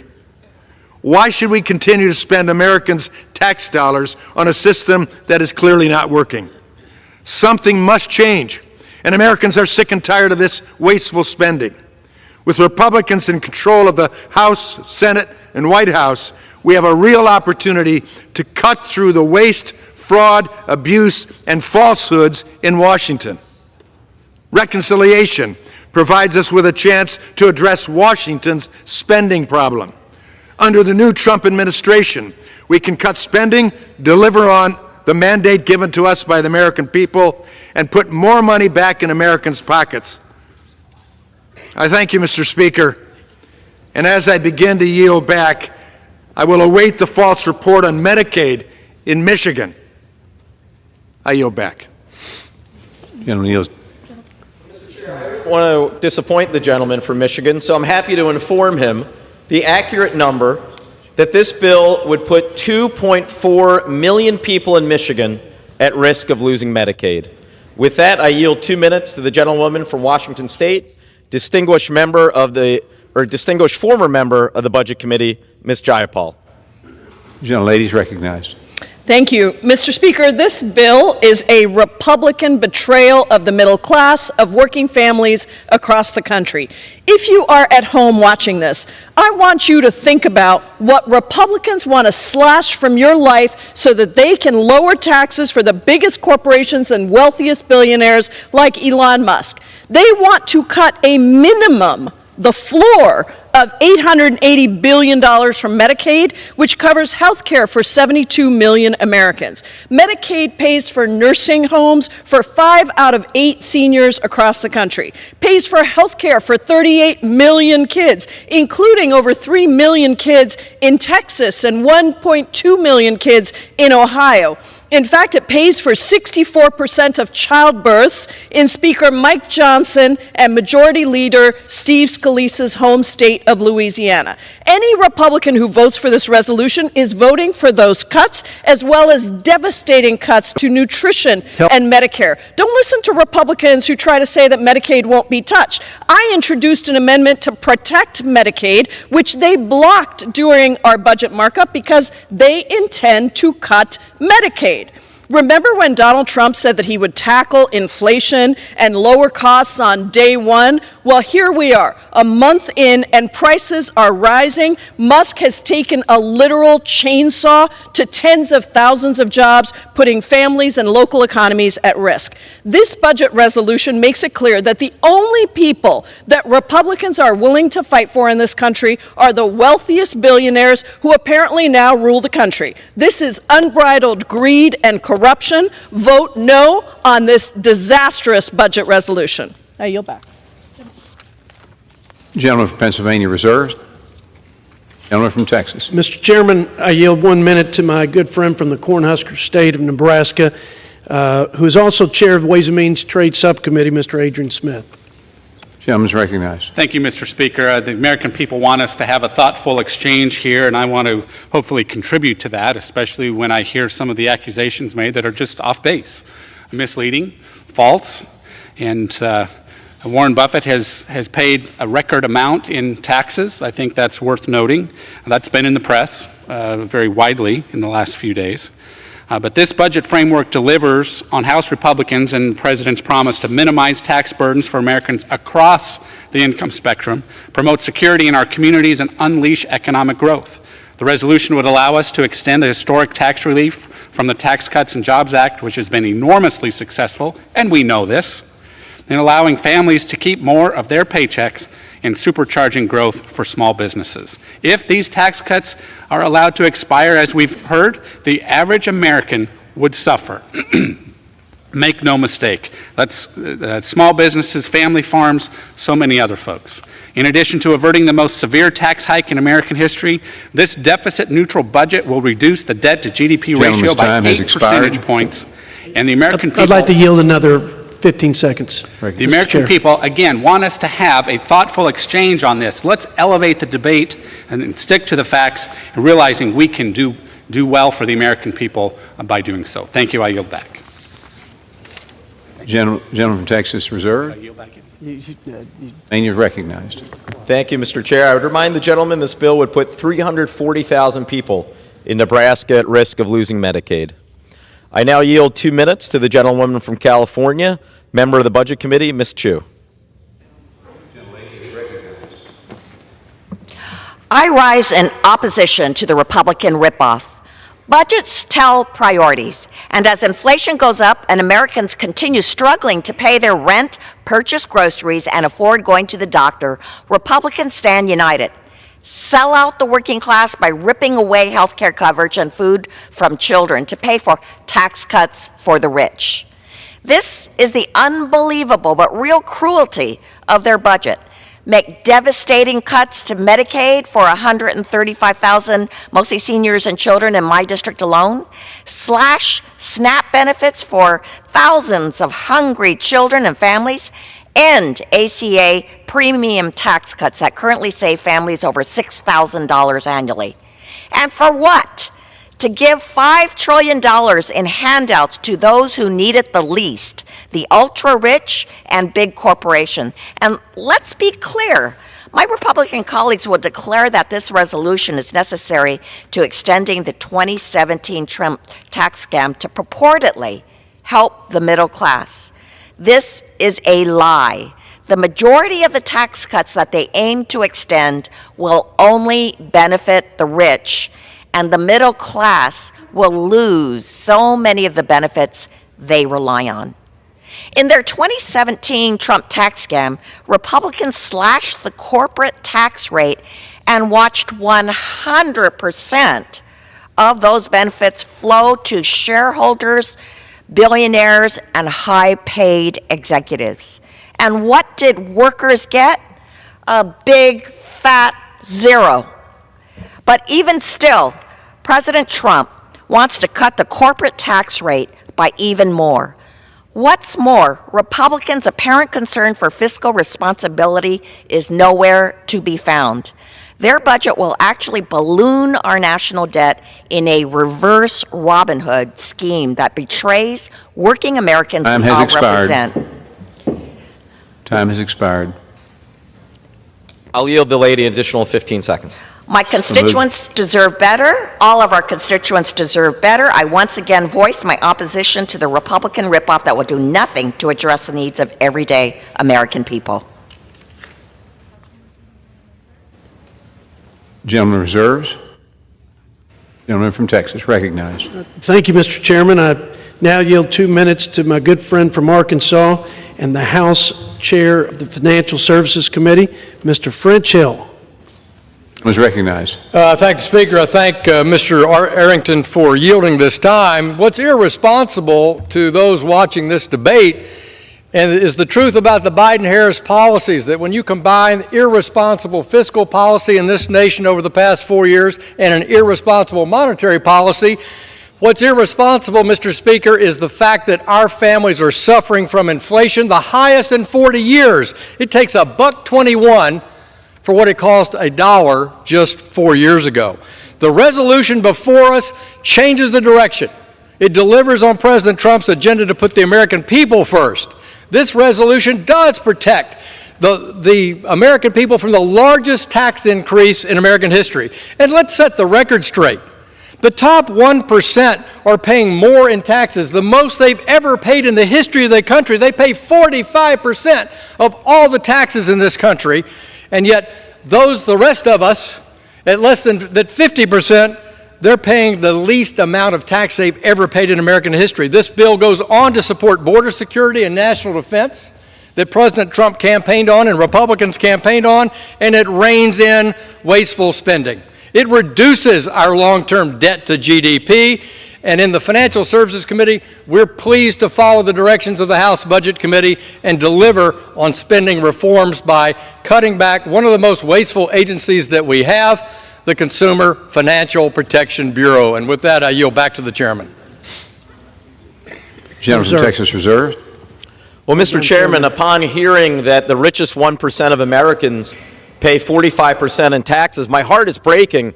I'll be sure that at church this Sunday we take up an extra collection, but God knows the billions of dollars they're about to get in this budget resolution will certainly help line their pockets.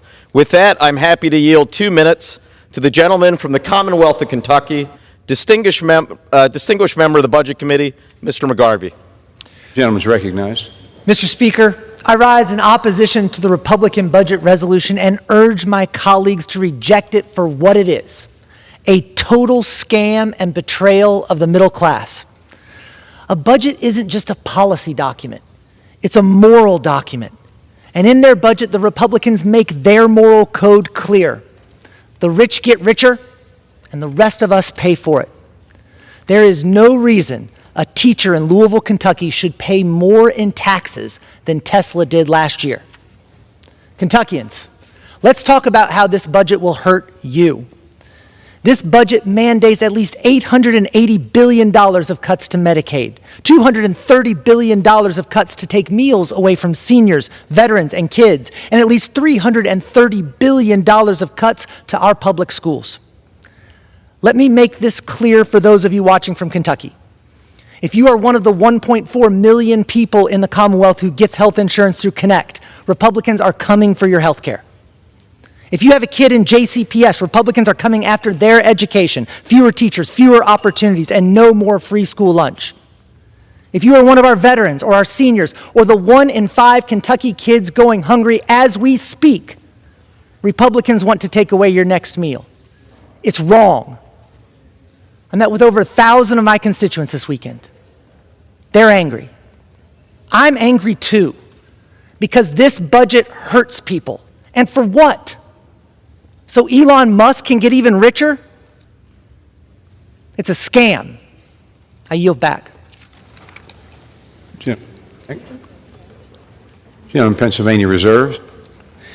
Texas. Mr. Chairman, I yield 1 minute to the gentleman from North Carolina, also a Budget Committee member who's helped us draft this budget framework, Mr. Chuck Edwards. Recognized.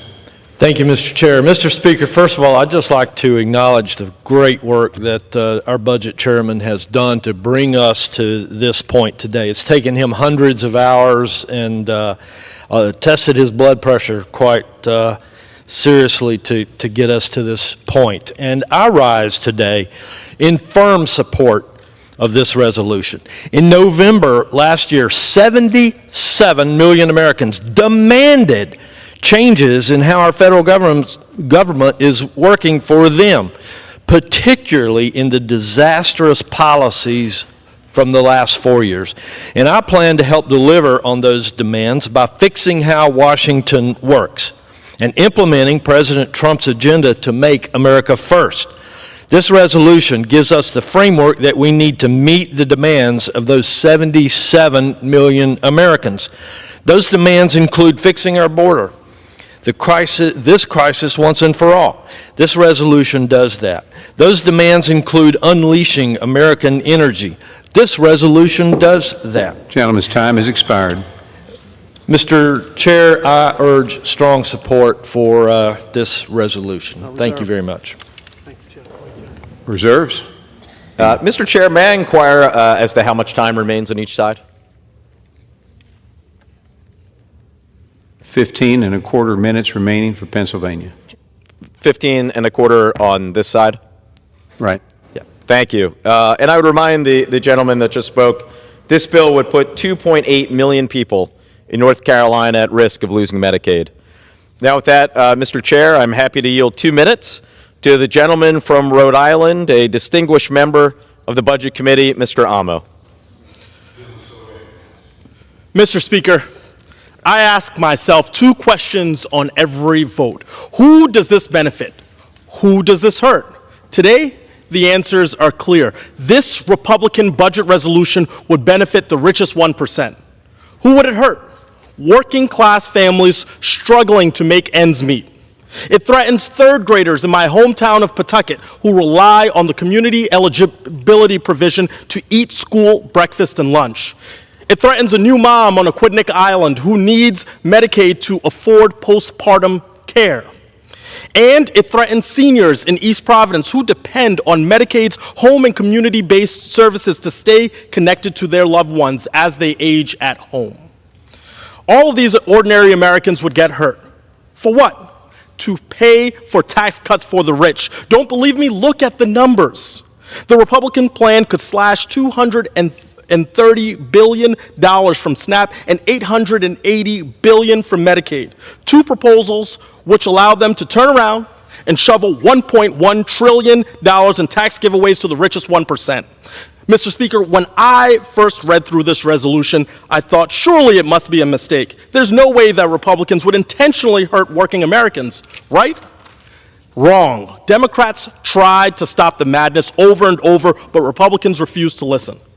Just yesterday, Republicans refused to consider my amendment to block cuts to SNAP and programs that provide free and reduced-priced lunches for students. You heard that right. Republicans want to make it harder for hungry children to eat. Republicans also refuse to join me in supporting Medicaid.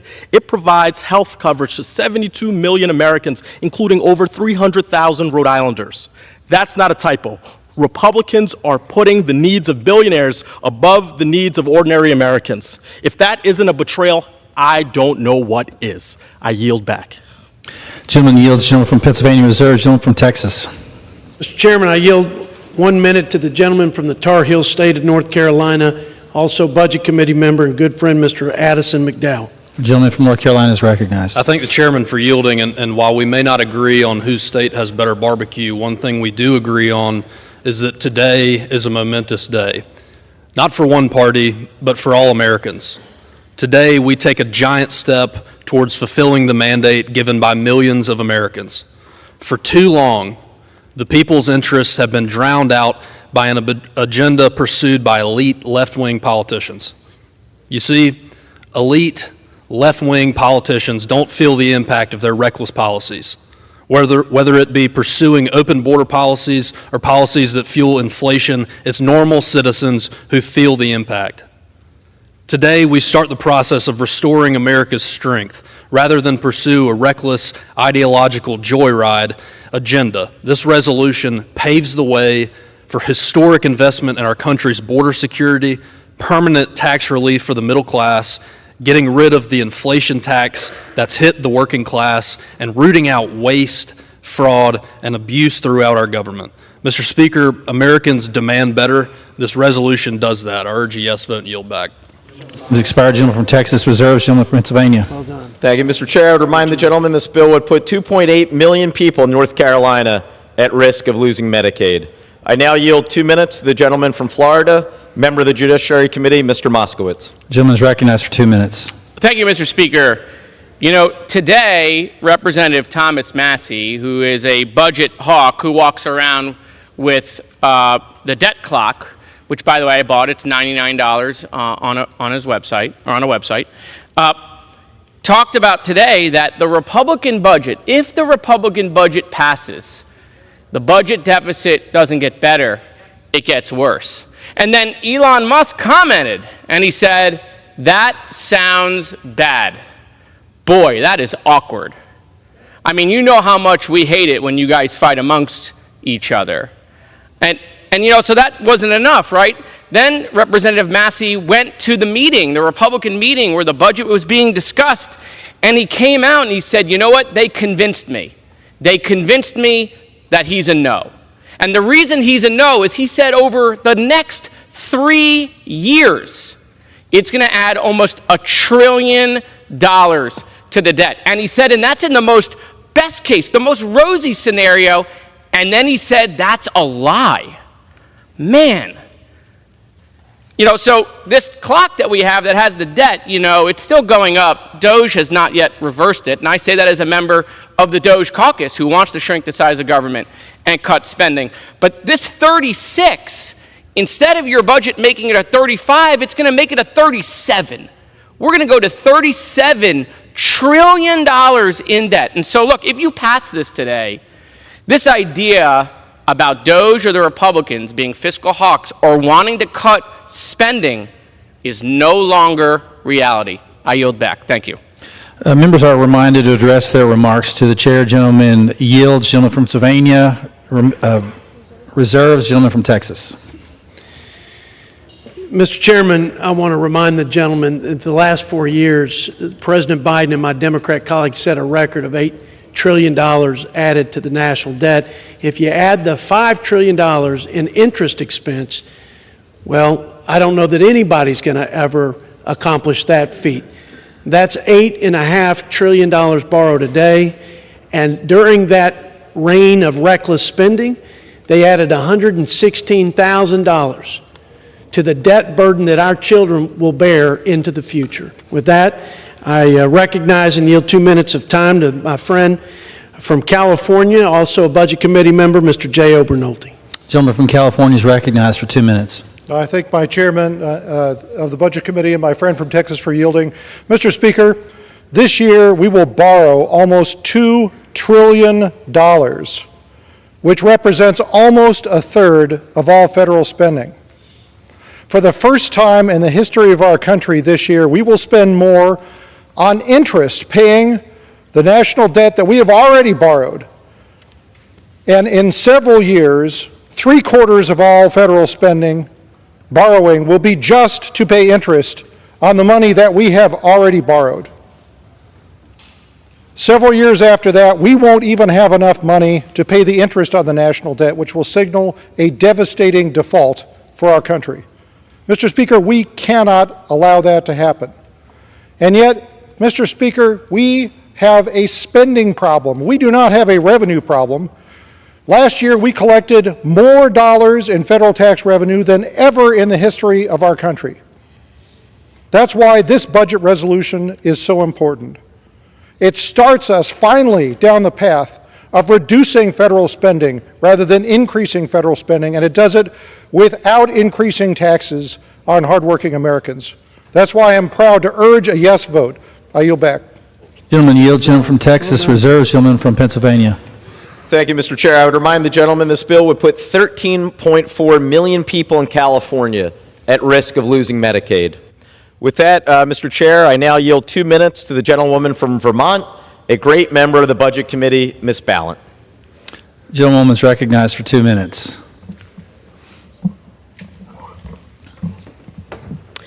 Mr. Speaker, I rise in strong opposition to the Republican budget. Here's the deal. Republicans have the House, they have the Senate, they have the White House, and they could be passing legislation to actually make your lives better, to lower costs on groceries, on prescription drugs. They could be lowering the cost of housing. But instead, they are attacking the very programs that working and middle-class families rely on this country. It is a betrayal. We were sent here, all of us, we were sent here to work on behalf of the people back home. We were sent here to lower costs for people, to alleviate suffering. And I know that my colleagues were as well. So I ask you, why are they letting Trump do this? Why? This Republican budget doesn't do anything to address the costs that working people are facing. They have proposed a budget that gives massive, massive tax cuts to the wealthiest and corporations in this country. And how will they pay for it? They will pay for it by making deep cuts to Medicare to the tune of $880 billion and deep cuts to SNAP benefits. That's right, taking food away from families who need it. And they will be increasing the deficit.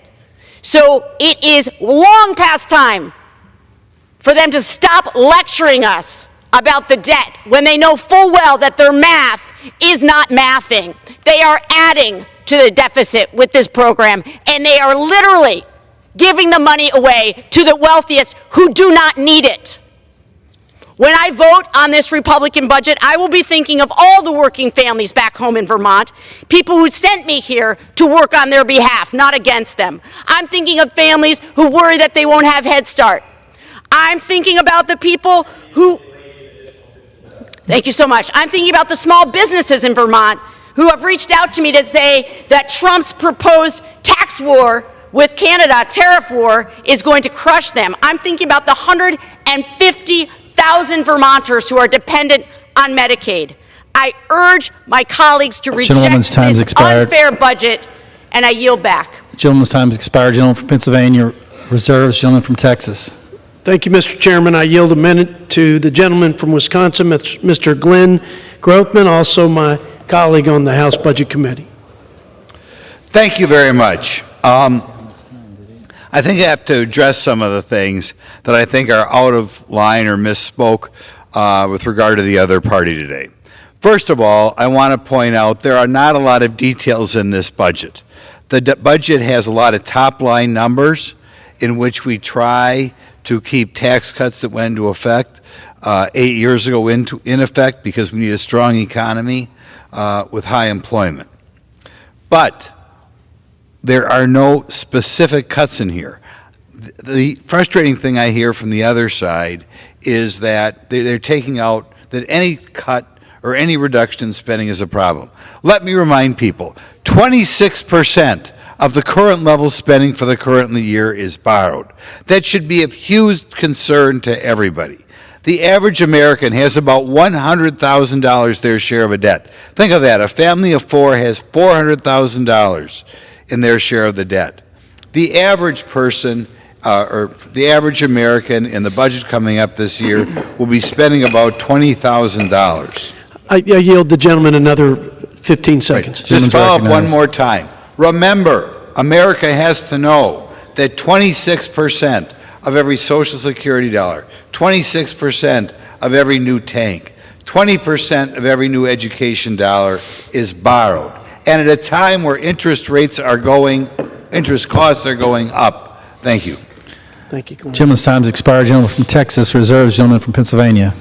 Thank you, Mr. Chair. I would remind the gentleman this bill would put 1.2 million people in the Badger State at risk of losing Medicaid. With that, I'm very happy to yield 2 minutes to the gentlewoman from the Commonwealth of Massachusetts, distinguished member of the Oversight and Government Reform Committee, Ms. Presley.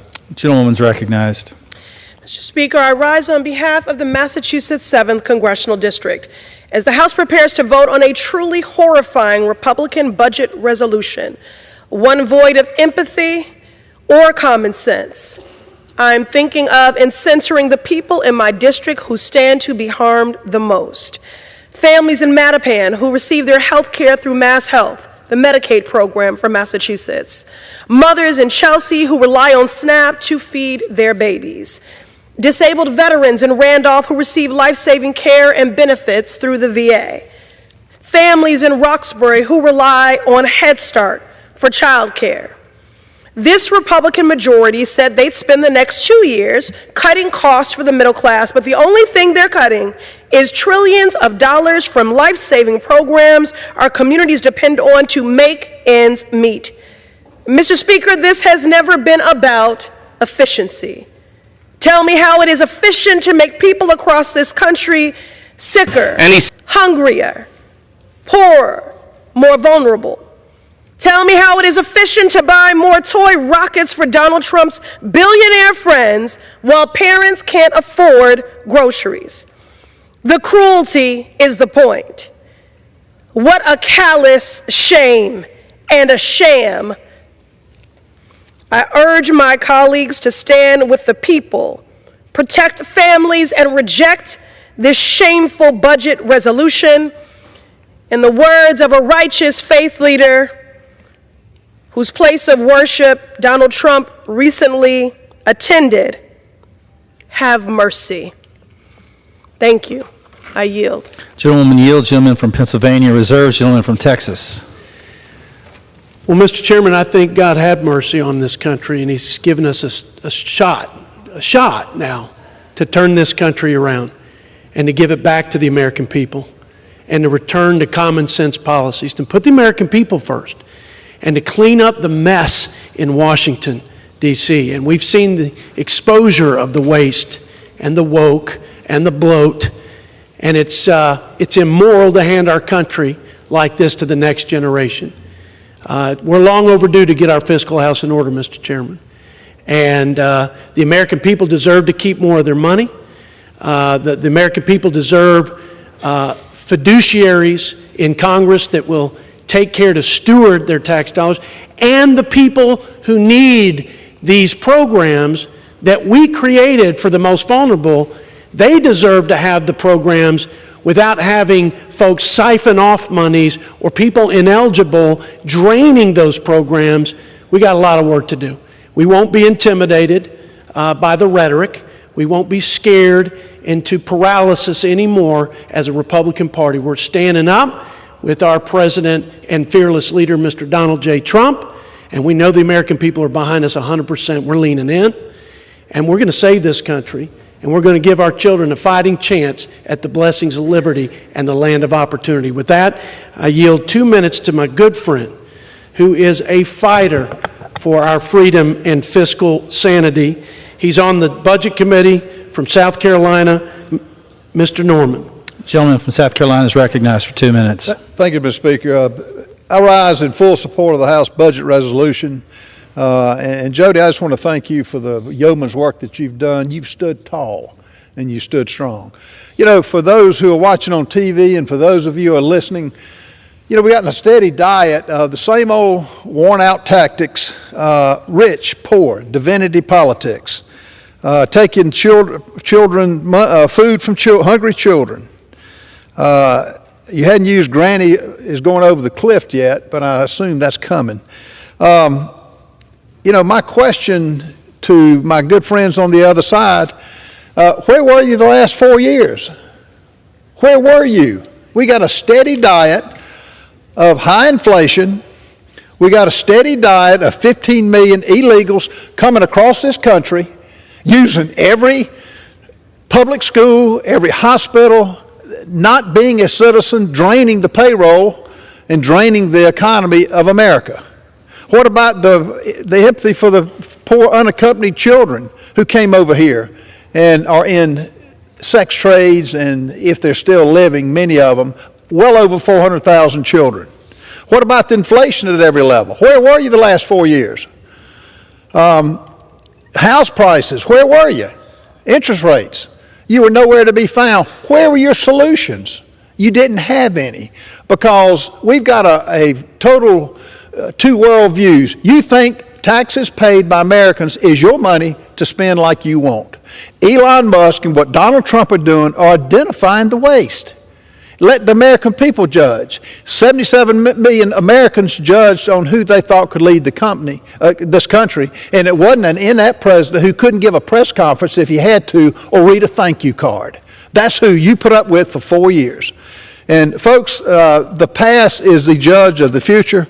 This bill, I would love to have $5 trillion in cuts, but we got. I yield the gentleman another 30 seconds. We've got more to go. This is the first step. The journey starts with the first step. We're going to fight, and we're going to stop the policies that have bankrupted this country that y'all have indicated, that y'all have put up with for the last 4 years.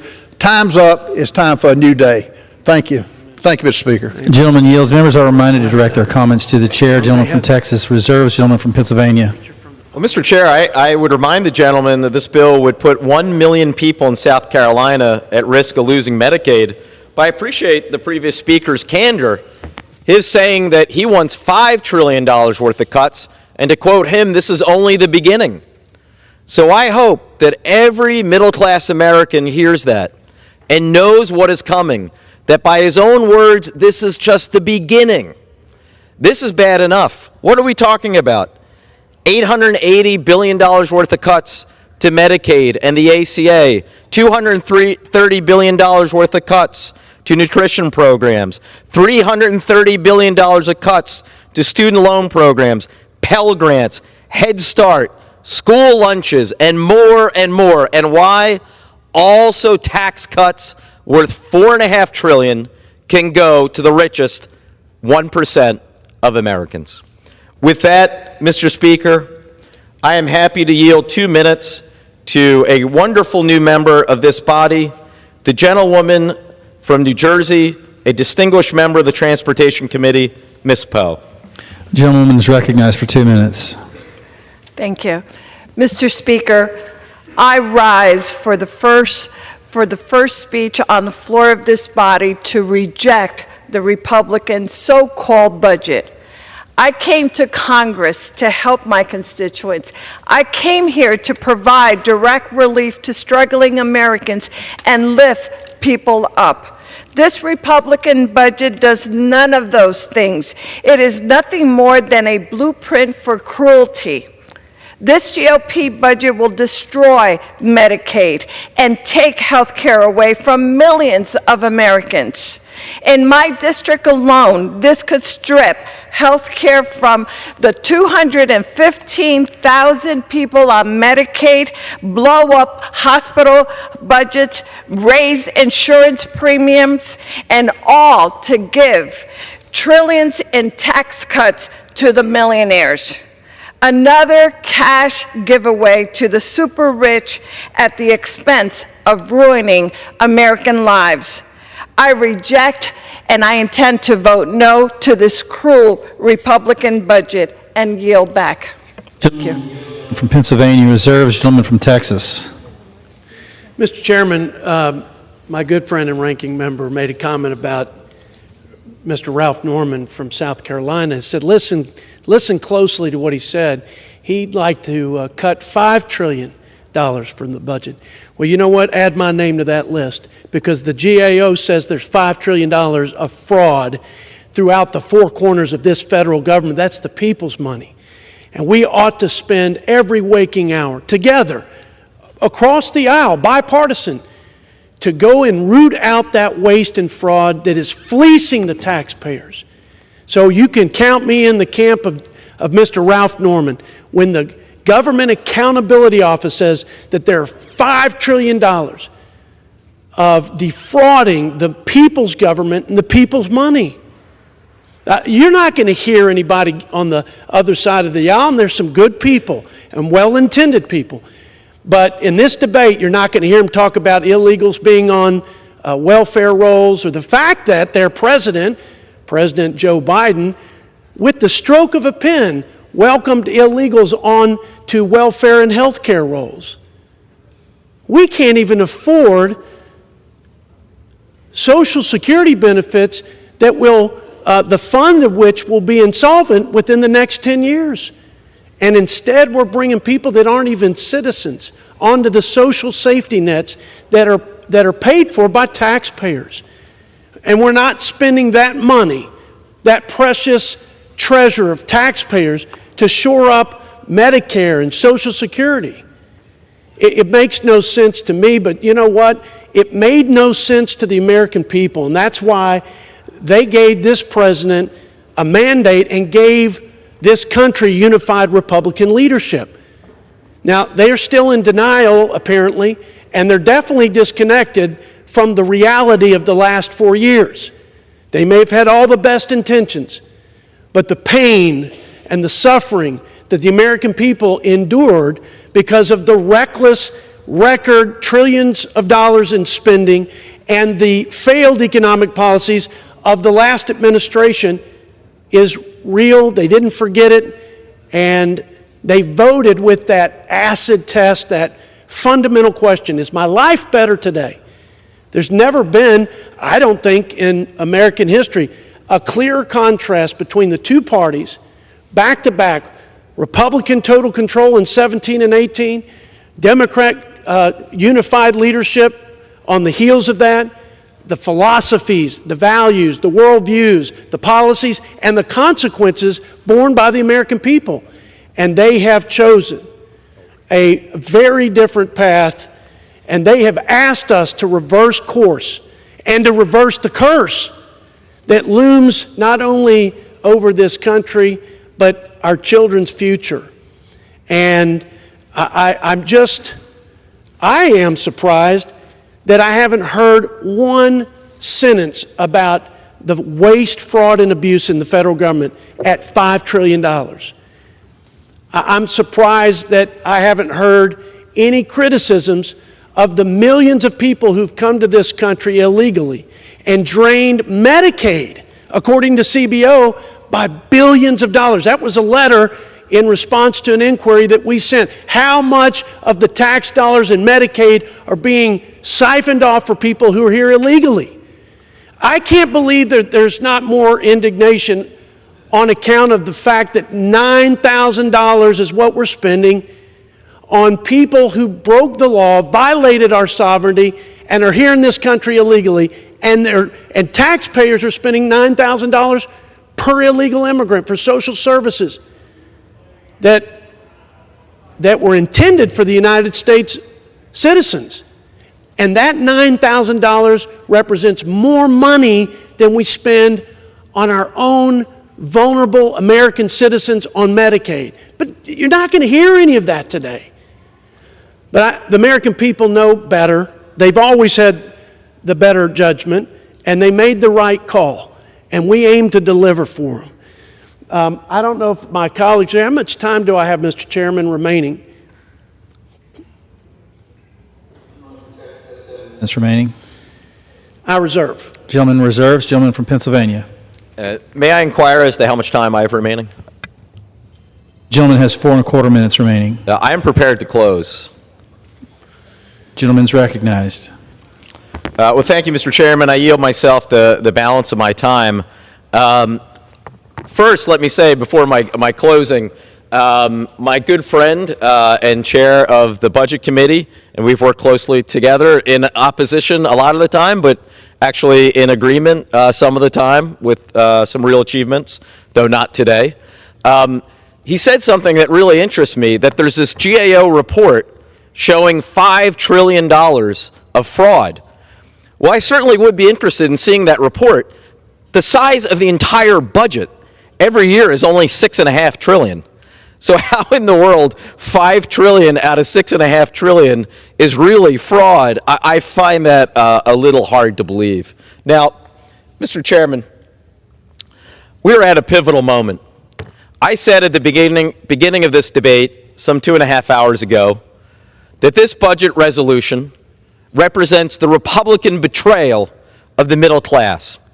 For the last 2.5 hours, you have heard speaker after speaker on my side expose exactly why that is so. First and foremost, and I think most crucially, the $880 billion in cuts to Medicaid, the largest cuts in American history to Medicaid. Why is that important? 72 million Americans rely on Medicaid. Another 20 million rely and get their health care through the Affordable Care Act. They are also at risk. We have heard further that while those are the biggest cuts, there are even more, hundreds of billions of dollars in cuts to nutrition assistance, school lunch programs, Pell Grants, Head Starts, and the list goes on and on. And why? All to deliver $4.5 trillion of tax cuts to the richest 1% of Americans.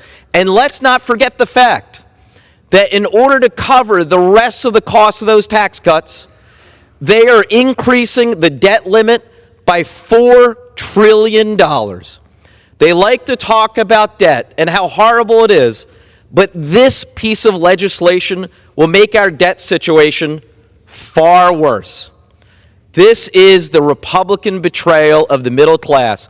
Day after day, in my home state of Pennsylvania, you had candidates from both sides talking about how the number one priority should be to lower costs for Americans. The president made that promise. He said he would do it on day one.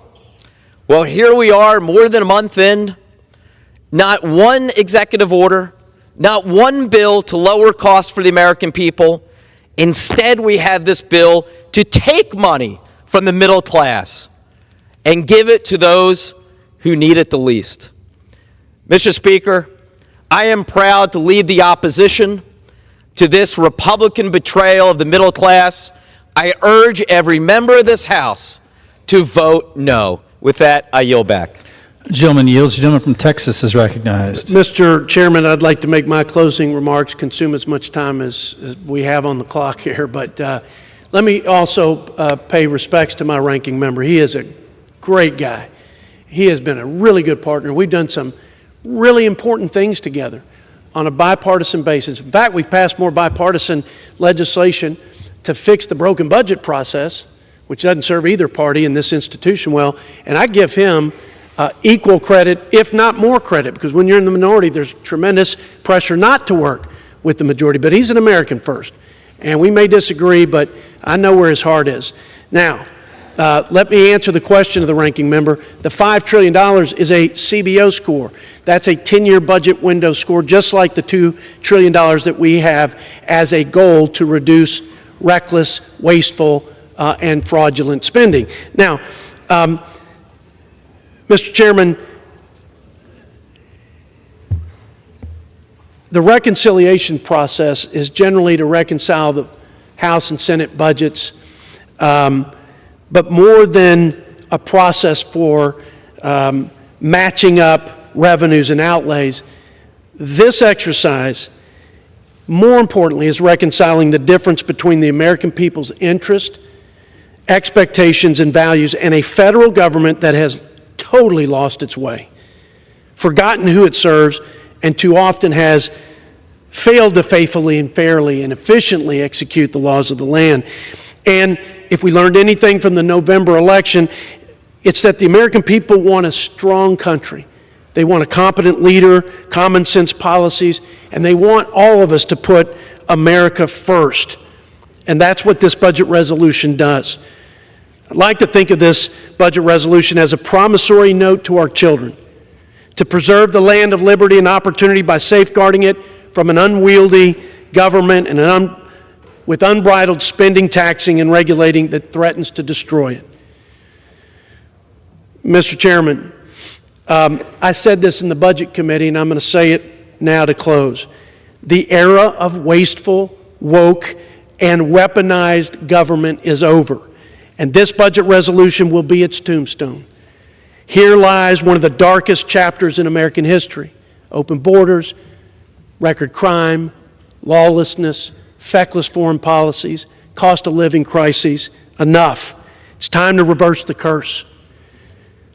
It's time to reverse the reckless spending, the failed policies, do the first and most important job of the federal government, keep the American people safe. That's exactly what we intend to do, and that's exactly what we've delivered with this framework. So, Mr. Chairman, I urge my colleagues to vote yes on House Concurrent Resolution 14, and I yield back. Gentleman yields.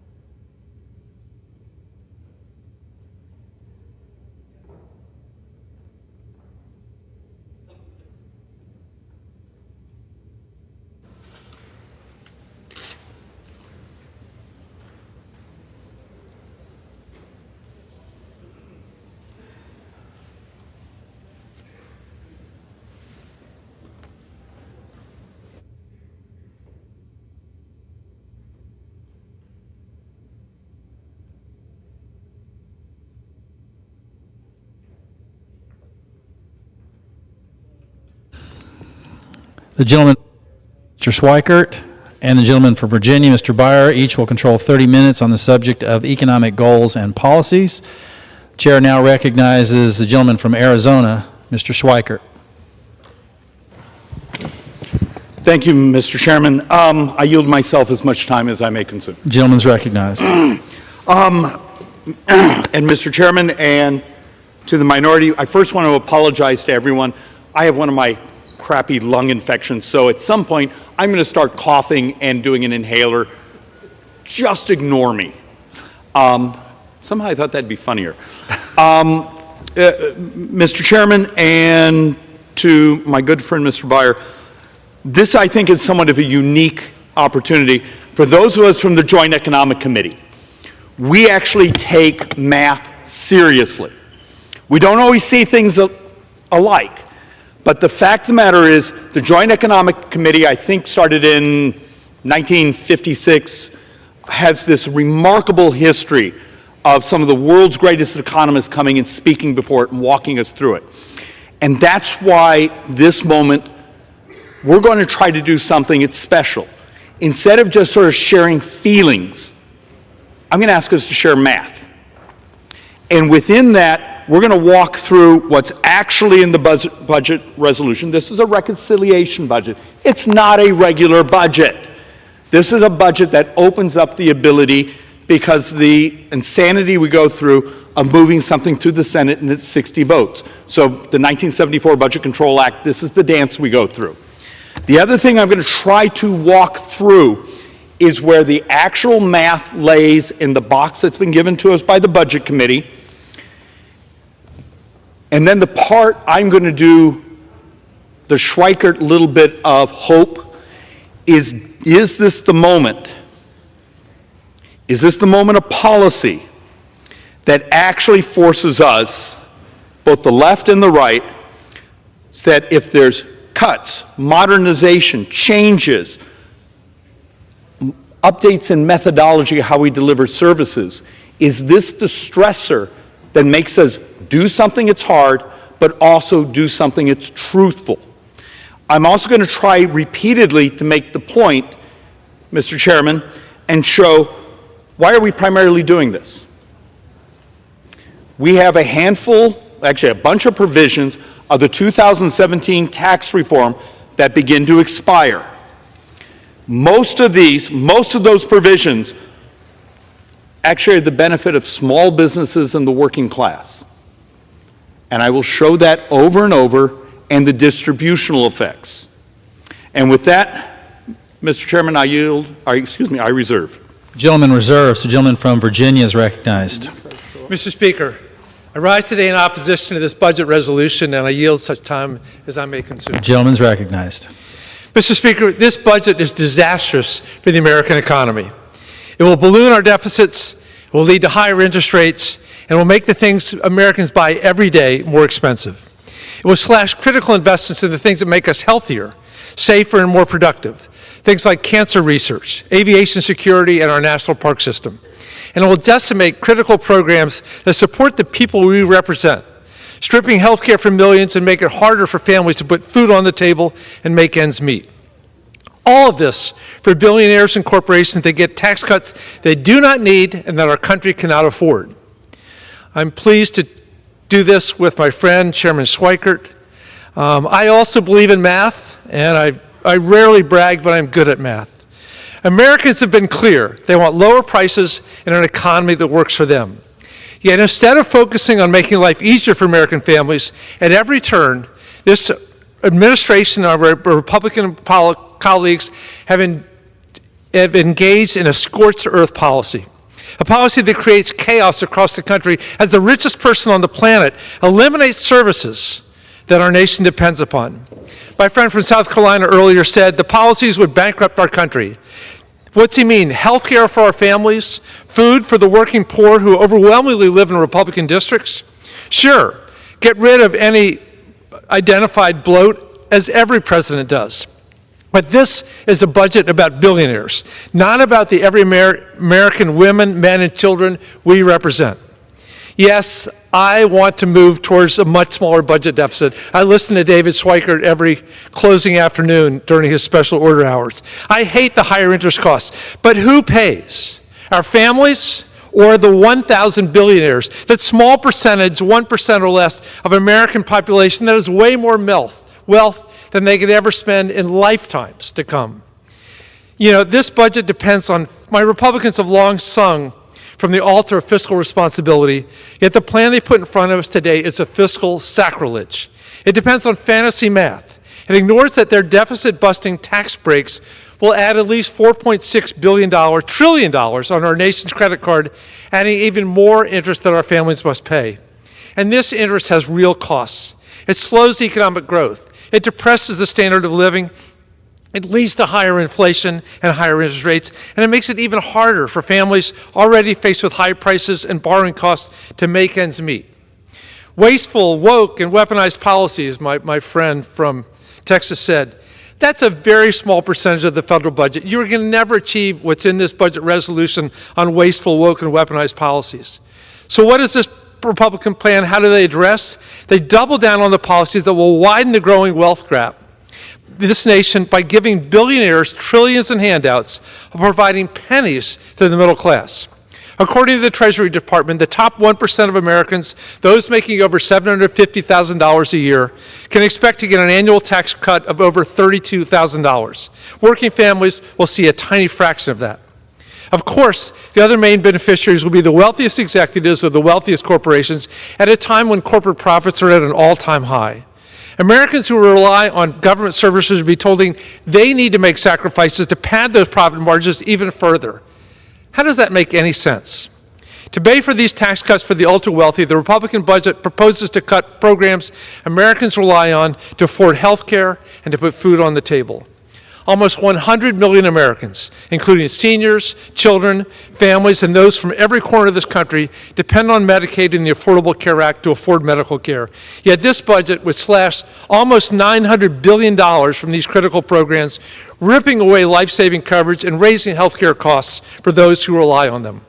And at a time when prices at the grocery stores continue to climb, This budget would make it even harder for the 40 million Americans who rely on SNAP to put food on the table. The budget we are considering today will nothing to support the economic growth of this nation. It will benefit the wealthiest at the expense of those who make this country work, and I urge my colleagues to reject it. With that, I reserve, Madam Speaker. The gentleman from Virginia reserves. The gentleman from Arizona is recognized. Thank you, Madam Chairman. All right, I've got to figure out, do I sit here and just spend my time correcting things that are mathematically not true or not in the design of what's actually here, or just over and over say how much I like working with Mr. Beyer as because one day you'll be the chair and I'll be in your position. So let's actually walk through some basic math together. What will our spending be this year? It will be $7 trillion. What is actually in the cuts, remember the horrible draconian cuts, is $120 billion in a year. So 7 trillion, a trillion is 1,000 billion for those of you who are math dysfunctional. Let's walk through. And 120 billion is the Armageddon. So let's actually have a little, and we're probably going to end up using these a couple times here because I think they make a point. The way a reconciliation budget is laid out, it creates a series of boxes. Here's all these authorizing committees. We need you to find savings. We need you to find those savings through modernization, through waste and fraud. And we're going to spend a little time actually talking about some great documents even the Biden administration produced on waste and fraud. And I'm sure every member here has actually read them and some of the other articles we have from Wall Street Journal doing on Medicare Advantage and all these others. And many of them, when all added up, are $1 trillion+ dollars. Are we capable of actually being intellectually honest and walking through? So one of the charts, and we're going to come back to this again, is you've been hearing the Armageddon being said, but it's Medicaid. Look, I used to do my state's Medicaid budgets. Now, Arizona has a somewhat unique system. We actually buy managed care, capitated policies for our indigent population, and it's remarkably effective. And we deliver remarkably effective health care cheaper than almost every other state in the country, demonstrating that actually plan design, managed design, actually can both be much healthier for our society and save money. But you don't actually start to have those revolutionary conversations in Congress until you have moments of stress like this. So, once again, I just want to add, in the document, 96% of the budget authority within energy and commerce is not touched. We're talking 4% of their budget authority, and that's spread over a decade. If we can't find 4% of modernization in these programs, we're actually in much more trouble than even just the brain trust here as we tell our stories. And with that, Madam Chair, I reserve. The gentleman from Arizona reserves. The gentleman from Virginia is recognized. Thank you, Madam Speaker. While we're doing math, when I divide $2 trillion in savings and cuts over 10 years, I get $200 billion a year. With that, let me recognize the gentlelady from Massachusetts, the whip of the House Democratic Caucus, Ms. Clark. How much time? For 4 minutes, Madam Speaker. The gentlewoman's recognized for 4 minutes. Thank you, Madam Chair. Despite all the promises on the campaign trail, House Republicans have chosen to do 3 things with their majority: raise the cost of putting food on the table, raise the cost of getting health care, and use that money, deserving taxpayers' money, to cut billionaires' taxes. That's it. That's the agenda. And let's look at the scale of what they're sacrificing. Funding that feeds 15 million children, a program that pays for half of all the births in America, a service that keeps nursing homes and health centers' doors open, all to cut Elon's taxes. If that sounds outrageous to you, Madam Chair, and I sure hope it does, You are not alone. Let's be clear about the kind of money we're talking about. You know what it costs to keep a kid on Medicaid? $10 a day. How about keeping that child fed with SNAP benefits? $6 a day. What do Republicans want to give away to the already rich? $6 million per billionaire. Think about that. For a billionaire, $6 million is not even a rounding error. For a hungry child, it's enough to eat every single day for 34 lifetimes. Inflicting hunger on children to give billionaires money they don't need and won't even notice, there is no moral code under which that is acceptable. There is no public demand for it. There is no logical reason for it other than total fealty to billionaire donors, billionaires who will never feel they have enough. I'll close with a family that has been on my mind. A mom-to-be, 5 months pregnant. She and her husband are happy, they're in love, and they are excited for their daughter to arrive.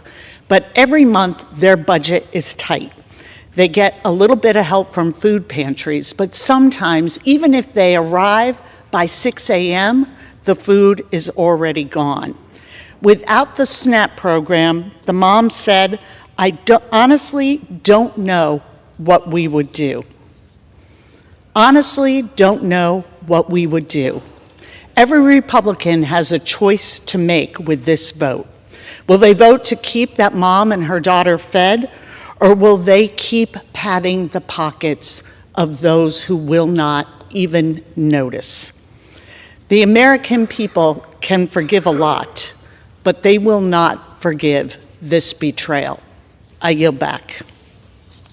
The gentleman from Virginia reserves. The gentleman from Arizona is recognized. Thank you, Woman. Look, I love public policy by storytelling, but this being the Joint Economic Committee, let's actually go back to math.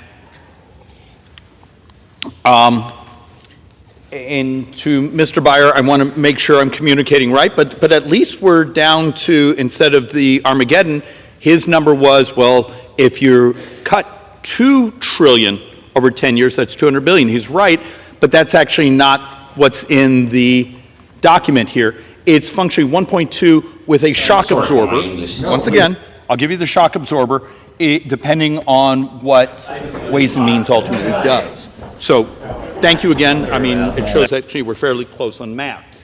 Another thing, and this is just someone who actually had worked on the tax reform in 2017 and the storytelling that has existed, particularly with my brothers and sisters on the left.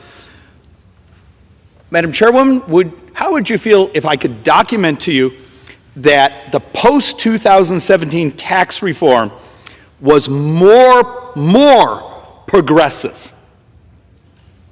Now, there were lower rates, but the top portion of income earners actually were paying a higher percentage of federal income tax. So when you actually start looking at this, remember, and this is the distributional problem that I was going to try to walk through. I believe when you do the math here, 5% of the population, now these are people making stunning amounts of money. And if we want to have a discussion, should they pay more? Guess what? This opens up that discussion because there are no rates locked into this. It just creates the capacity to now have the discussion. But the fact of the matter, the top 5% pay 38% of all federal income taxes. Functionally half the workers in the United States pay less than 1%. And the bottom, and I'll take a correction if someone actually knows the actual number, I think the bottom 25% actually receives more because substantially earned income tax credit, which is the old negative income tax model. We have a distributional problem. If you want to have a discussion of wealth and income equality, I have great charts to show you of what inflation did. What the previous, punctually 3.5 years of inflation did to wealth in the working class. When you inflate up people who have assets and you crush those who are trying to survive, congratulations. But remember, before the pandemic, under the TCJA, the tax reforms of 2017, it was the fastest closure of income inequality in American history.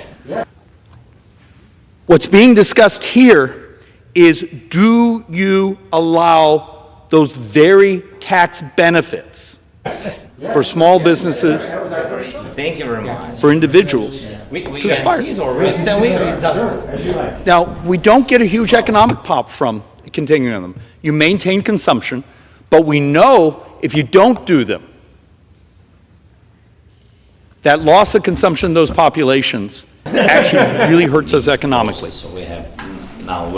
Yes. I'm going to reserve in a moment, but then we're going to come back and we're going to talk about some of the other provisions that we're just, once again, Madam Chair, just trying to create the capacity so we can actually have the more elegant debate of what should the distributional effects be? Where do we get the most economic growth from? And next time we're going to come back, let's actually do a bit of where the economic growth can come from, and we'll walk through what the model of expensing and those things. And with that, I reserve. The gentleman from Arizona reserves. The gentleman from Virginia is recognized. Thank you, Madam Chair. To add to the distributional impacts, the top 5% pay 38% of the taxes, but they have more than 60% of the wealth. The bottom 10% pay very little, but live hand to mouth, including more than 12% of our children. Madam Chair, I yield 2 minutes to the gentleman from California, the chairman, the distinguished chair of the House Democratic Caucus, Mr. Aguilar. The gentleman is recognized for 2 minutes. I thank the gentleman for yielding. Thank you, Madam Chair. I rise in opposition to this Republican budget. House Democrats came to Congress ready to work with our Republican colleagues to lower the cost of eggs, take on price gouging, expand the child tax credit, build more housing, and put the pocketbooks of working families first. This is what the American people told us was their top priority. And these are the issues that drive our caucus. Instead, Madam Chair, they have turned their attention to the only policy priority that they really care about: ensuring billionaires pay less. My constituents can't afford eggs at the local grocery store, while my Republican colleagues are fighting amongst themselves about who to hand out tax breaks to, corporations or individuals. Tesla pays $0 in federal taxes, while teachers and firefighters in San Bernardino are paying more than their fair share. Here is the reality, Madam Chair. My Republican colleagues are going to take away health care from more than 10 million Californians to pay for tax cuts for billionaires. This is not going to make the cost of eggs cheaper or housing less expensive, but it is going to put children and seniors who need health care at risk. House Democrats believe that the people who work for a living ought to get a little breathing room, and the wealthy and well-connected shouldn't get special treatment.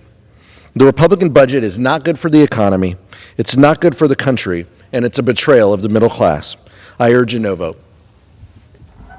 The gentleman from Virginia reserves. The gentleman from Arizona is recognized. Thank you, Madam Chairwoman. I actually made a board for what the gentleman's point was, showing that within this budget, this reconciliation budget document, how much additional tax cuts are there for C corporations? There's your board. Being a little sarcastic, but that's sort of a personality trait. The fact of the matter is, once again, the talking points don't match up with the reality here. Your taxes, everyone in this room, your taxes go up at the end of this year. If you run a small business, a pass-through, not a C corporation, a pass-through, your taxes go up. If you're part of an employee-owned company, so you've come together and you're managing yourselves almost like an employee co-op, your taxes go up. Now, what also do I hope, but I don't know if the capacity that this creates will allow us to do it, but I sure hope so, we have some great data, and I won't make you live through my charts, that show expensing. Research and development expenses